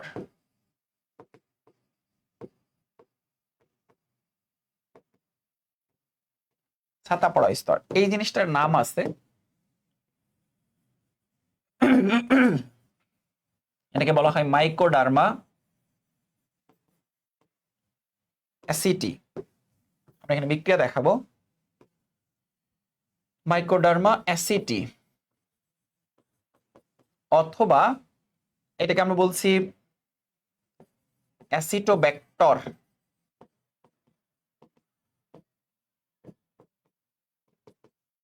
অথবা মাদার ভিনেগার। হ্যাঁ,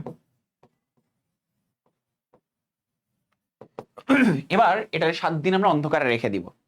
ঠিক আছে, তখন কিসে পরিণত হবে?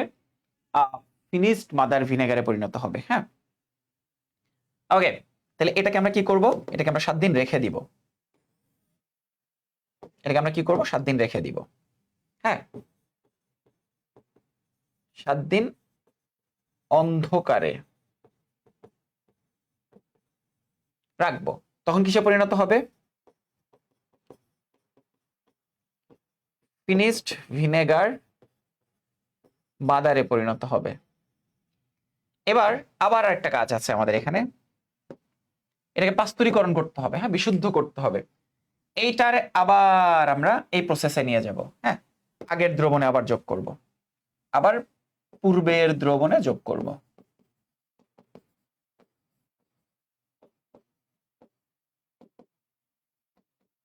পূর্বের দ্রবণে যোগ করব, ঠিক আছে, আবার পূর্বের দ্রবণে যোগ করব, ঠিক আছে, আবার কি করব, পূর্বের দ্রবণে যোগ করব, ঠিক আছে, আবার পূর্বের দ্রবণে যোগ করব, অর্থাৎ 10% ইথানলের সাথে আবার যোগ করব, ঠিক আছে। ওকে, তাহলে এবার চলো আমরা একটু বিক্রিয়াটা দেখি, যে জারণ যে আমরা ঘটাইলাম, বিক্রিয়াটা আমরা একটু দেখব। বিক্রিয়াটা কি ছিল? ছিল হচ্ছে CH3COOH, সরি CH3CH2OH। এটাকে আমরা জারণ করব, তাই না? জারণ করব কিসের উপস্থিতিতে? অ্যাসিটোব্যাক্টরের উপস্থিতিতে। তাহলে আমরা কি পাচ্ছি? জারণ করলে আমরা পাচ্ছি CH3COOH 6 থেকে 10%, তাই না? এটাই হচ্ছে আলটিমেটলি আমাদের ভিনেগার।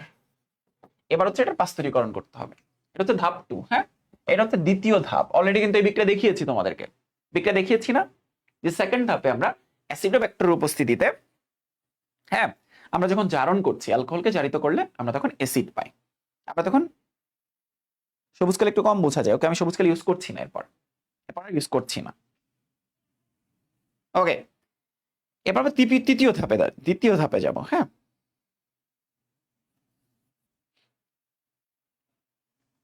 যেটাকে আমরা পাস্তুরীকরণ বলবো, হ্যাঁ। তো চলো তৃতীয় ধাপ পাস্তুরীকরণ। পাস্তুরীকরণ মানে কি? পাস্তুরীকরণ মানে হচ্ছে জীবাণুযুক্ত আর জীবাণুমুক্ত, ঠিক আছে, জীবাণুযুক্ত আর জীবাণুমুক্ত, জাস্ট তাপ দিতে হবে আমাদের। এটা হচ্ছে, এখানে কি থাকবে? ভিনেগার বা CH3COOH এর 6 থেকে 10% দ্রবণ। এটাকে আমরা কি করব? এটাকে আমরা হিট দিব, হ্যাঁ, হিট দিব। কত? 75 থেকে 80°C তাপমাত্রায়। কিসে পরিণত হবে? আবার ভিনেগারেই পরিণত হবে। কিসে পরিণত হবে? ভিনেগারে পরিণত হবে। তার মানে ওই সেম জিনিসে পরিণত হবে।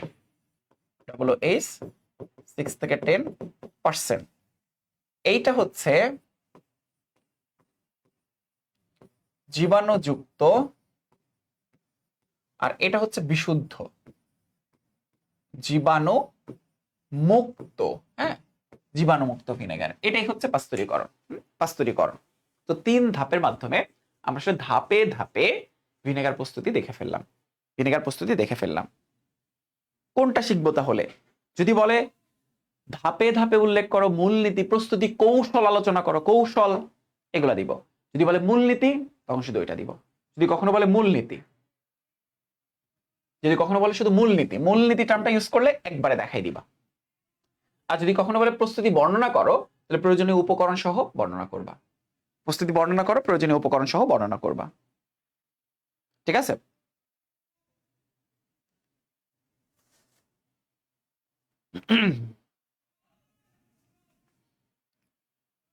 ওকে, অলমোস্ট শেষ, হ্যাঁ।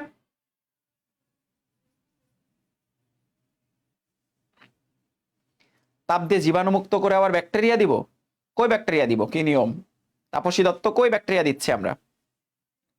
বুঝিবিলিটি 100%। এবার বলো এই জিনিসটারে বুঝতে পারছো কিনা? সব চ্যাপ্টারে সব থেকে কঠিন জিনিস, তাই না? সব থেকে কঠিন জিনিস বুঝছস কিনা বল, সত্যি করে বল। ইজি ভাইয়া, এই তো ক্লিয়ার, বললাম না? মূলনীতিটাই বেশি সহজ। আরে মূলনীতিটাই তো পরে আলোচনা করলাম। এই যে এটা আবার দেখাইলাম না, এই বিক্রিয়াটা আর কিচ্ছু না তো, জাস্ট একটু চিত্র আঁকায় সুন্দর করছে, আর কিচ্ছু না। এত সুন্দর করে লিখলে নাম্বার দিবে না? বলছিলাম না, শেষ পর্যন্ত ক্লাস করো, তারপর সহজ লাগে কিনা সেই দায়িত্ব আমার। একদম সুপার ক্লিয়ার। Water fine.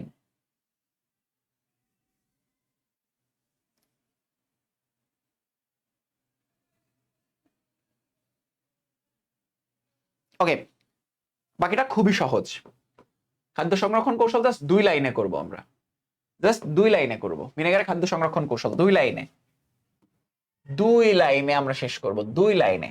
কয় লাইনে? 2 লাইনে শেষ করব। জীবন্ত ব্যাকটেরিয়ারে জাস্ট মেরে ফেলবো, জীবন্ত ব্যাকটেরিয়ারে মেরে ফেলবো, এটা আয়নিত করব, জীবন্ত ব্যাকটেরিয়ারে মেরে ফেলবো, বিজারিত করে মেরে ফেলবো। হ্যাঁ, খাদ্য সংরক্ষণ কৌশল। খাদ্য সংরক্ষণের জন্য কত পিএইচ মেইনটেইন করতে হয়? পিএইচ মেইনটেইন করতে হয় হচ্ছে 4.74, জেনে রাখতে পারো। আচ্ছা, ভিনেগার মানে কি? ভিনেগার মানে হচ্ছে অ্যাসিটিক অ্যাসিড, তাই না? এটাকে যখন তুমি আয়নিত করছো তখন C3C double minus plus H প্লাসে পরিণত হচ্ছে, তাই না? এবার জাস্ট খাদ্য সংরক্ষণ করবে, তাই না? ওই খাদ্য সংরক্ষণ করতে হলে কি করতে হবে? ব্যাকটেরিয়াদেরকে মেরে ফেলতে হবে না? ইস্ট, মোল্ড এগুলোকে মেরে ফেলতে হবে। তাইলে এবার কাজ হচ্ছে জীবন্ত ব্যাকটেরিয়া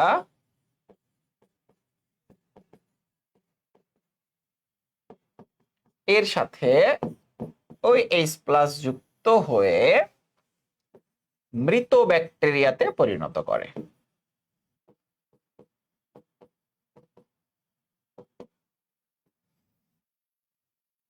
মৃত ব্যাকটেরিয়াতে পরিণত করে।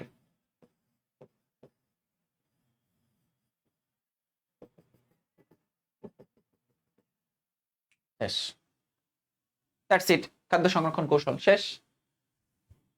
দেখছো খুব কঠিন, এটাই পরীক্ষা আসছে, বারবার এটা পরীক্ষা আসছে। একটু ডিটেইল লিখবা, ভিনেগার কি, হ্যাঁ, তারপর ভিনেগার প্রস্তুত করতে কি কি জিনিসপত্র লাগে এবং কিভাবে খাদ্য সংরক্ষণ করে, প্রিজারভেটিভস কাকে বলে, প্রিজারভেটিভস এর মধ্যে ভিনেগার কাকে বলে, একটু ডিটেইলে লিখবা। কোশ্চেন নাম্বার কেমনে পাইতে হয় সেটা আমার মনে হয় তোমাদের থেকে কেউ বেশি ভালো জানে না। ভিনেগারের গুরুত্ব আমাদের জীবনে অনেক বেশি। হ্যাঁ, ভিনেগার খুব ভালো। হ্যাঁ, এটা থাকলে আমাদের খাবার পচে যায় না, আমরা অনেক দিন ধরে খাবার খেতে পারি। অতএব উপরের আলোচনা থেকে বোঝা যায় ভিনেগারের গুরুত্ব খুবই খুবই অপরিসীম, তাই না? লিখে তো পেজ ভরে ফেলতে পারো, কিন্তু মূল পয়েন্টগুলো থাকতে হবে, মূল পয়েন্টগুলো থাকতে হবে।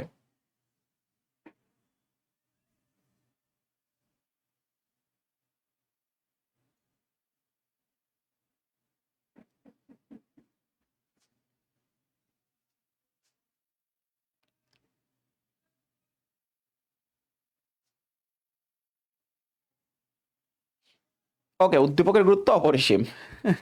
ভিনেগার খুব ভালো, ভিনেগার খুব ভালো। কে লিখলো রে ভিনেগার খুব ভালো? সুন্দর না?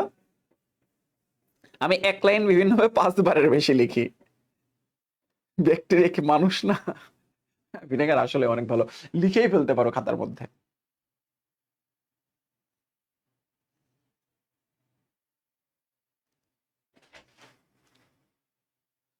ওকে,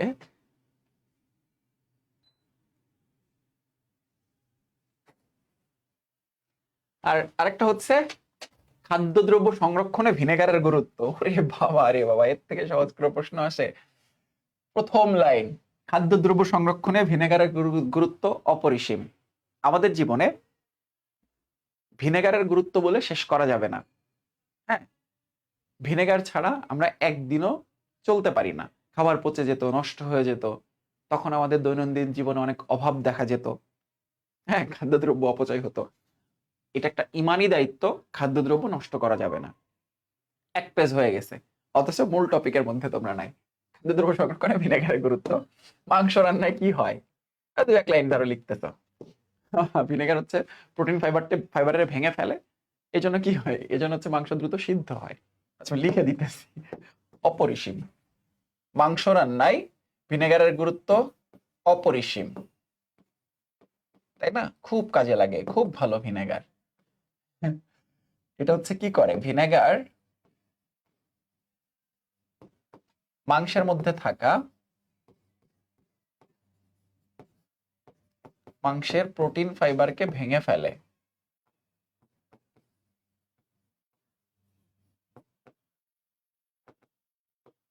মাংসের প্রোটিন ফাইবারকে ভেঙে ফেলে। হ্যাঁ, এতে কি হয়? ফলে মাংস দ্রুত সিদ্ধ হয়। হ্যাঁ, এরপর ধরো শাকসবজি, শাকসবজি সংরক্ষণে ভিনেগারের গুরুত্ব সব থেকে বেশি। এত বেশি গুরুত্ব যে বলে শেষ করা যাবে না। হ্যাঁ, আমাদের লজ্জা দিবেন না ভাইয়া এগুলো পড়ে।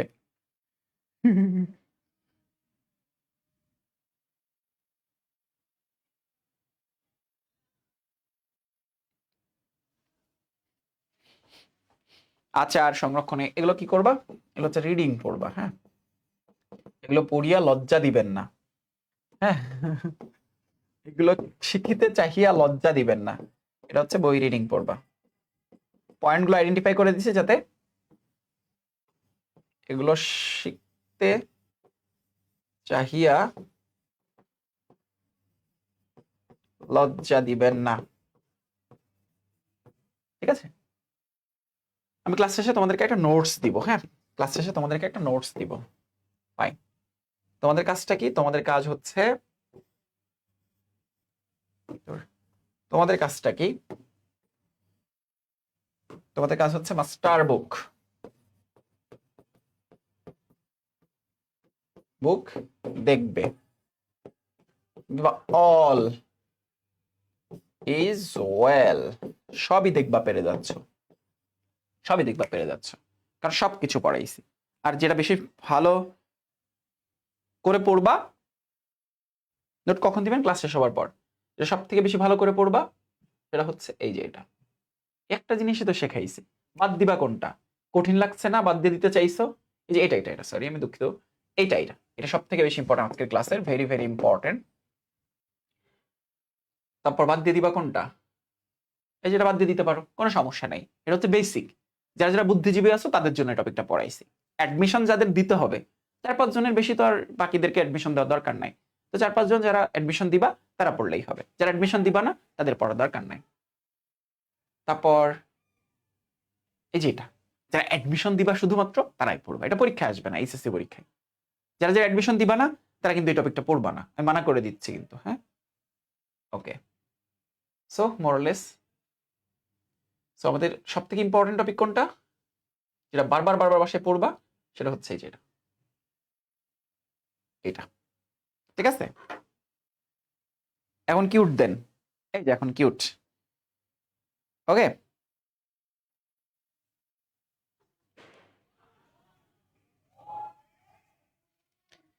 ঠিক আছে, বাসায় এগুলো সলভ করবা। হ্যাঁ, সব সিকিউ, সব এমসিকিউ নিজেরা পারবা। আচ্ছা, এই চ্যাপ্টার কেন এমসিকিউ করাবো না? এই চ্যাপ্টারে এমসিকিউতে না কোনো বেসিক নাই, যে পিএইচ এর ম্যাথ কত দিয়ে সলভ করতে হবে, চার্লসের সূত্রের ম্যাথ কত দিয়ে সলভ করতে হবে, বুঝায় দিতে হবে, মুখস্থ টাইপ না। এবার যদি ক্লাস এমসিকিউ সলভ করায়, আলটিমেটলি শেখানোর কিছু আছে, কিছু কাজ নিজেদেরকেও করতে হবে, মুখস্থ টাইপের চ্যাপ্টার না। তো সিকিউ এমসিকিউ নিজেদেরকে করতে হবে, মাস্টার বুক থেকে সিকিউ করবে এখন যায়। ওকে,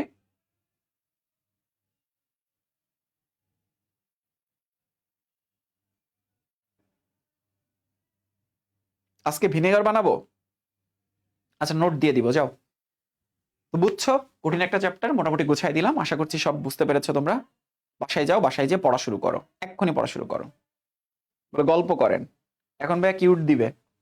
হ্যাঁ, বুঝছো না, সব টপিক বুঝছো না, আশা করছি বুঝছো। একটা ফালতু চ্যাপ্টার ছিল, কিন্তু চেষ্টা করলাম যতটুকু গুছাই দেওয়া সম্ভব ছিল। তো দেখা হচ্ছে পরবর্তী কোনো একটা ক্লাসে। ভালো থাকো। হ্যাঁ, আল্লাহ হাফেজ। কিউট, পানির বদলে বন্যা। আল্লাহ হাফেজ।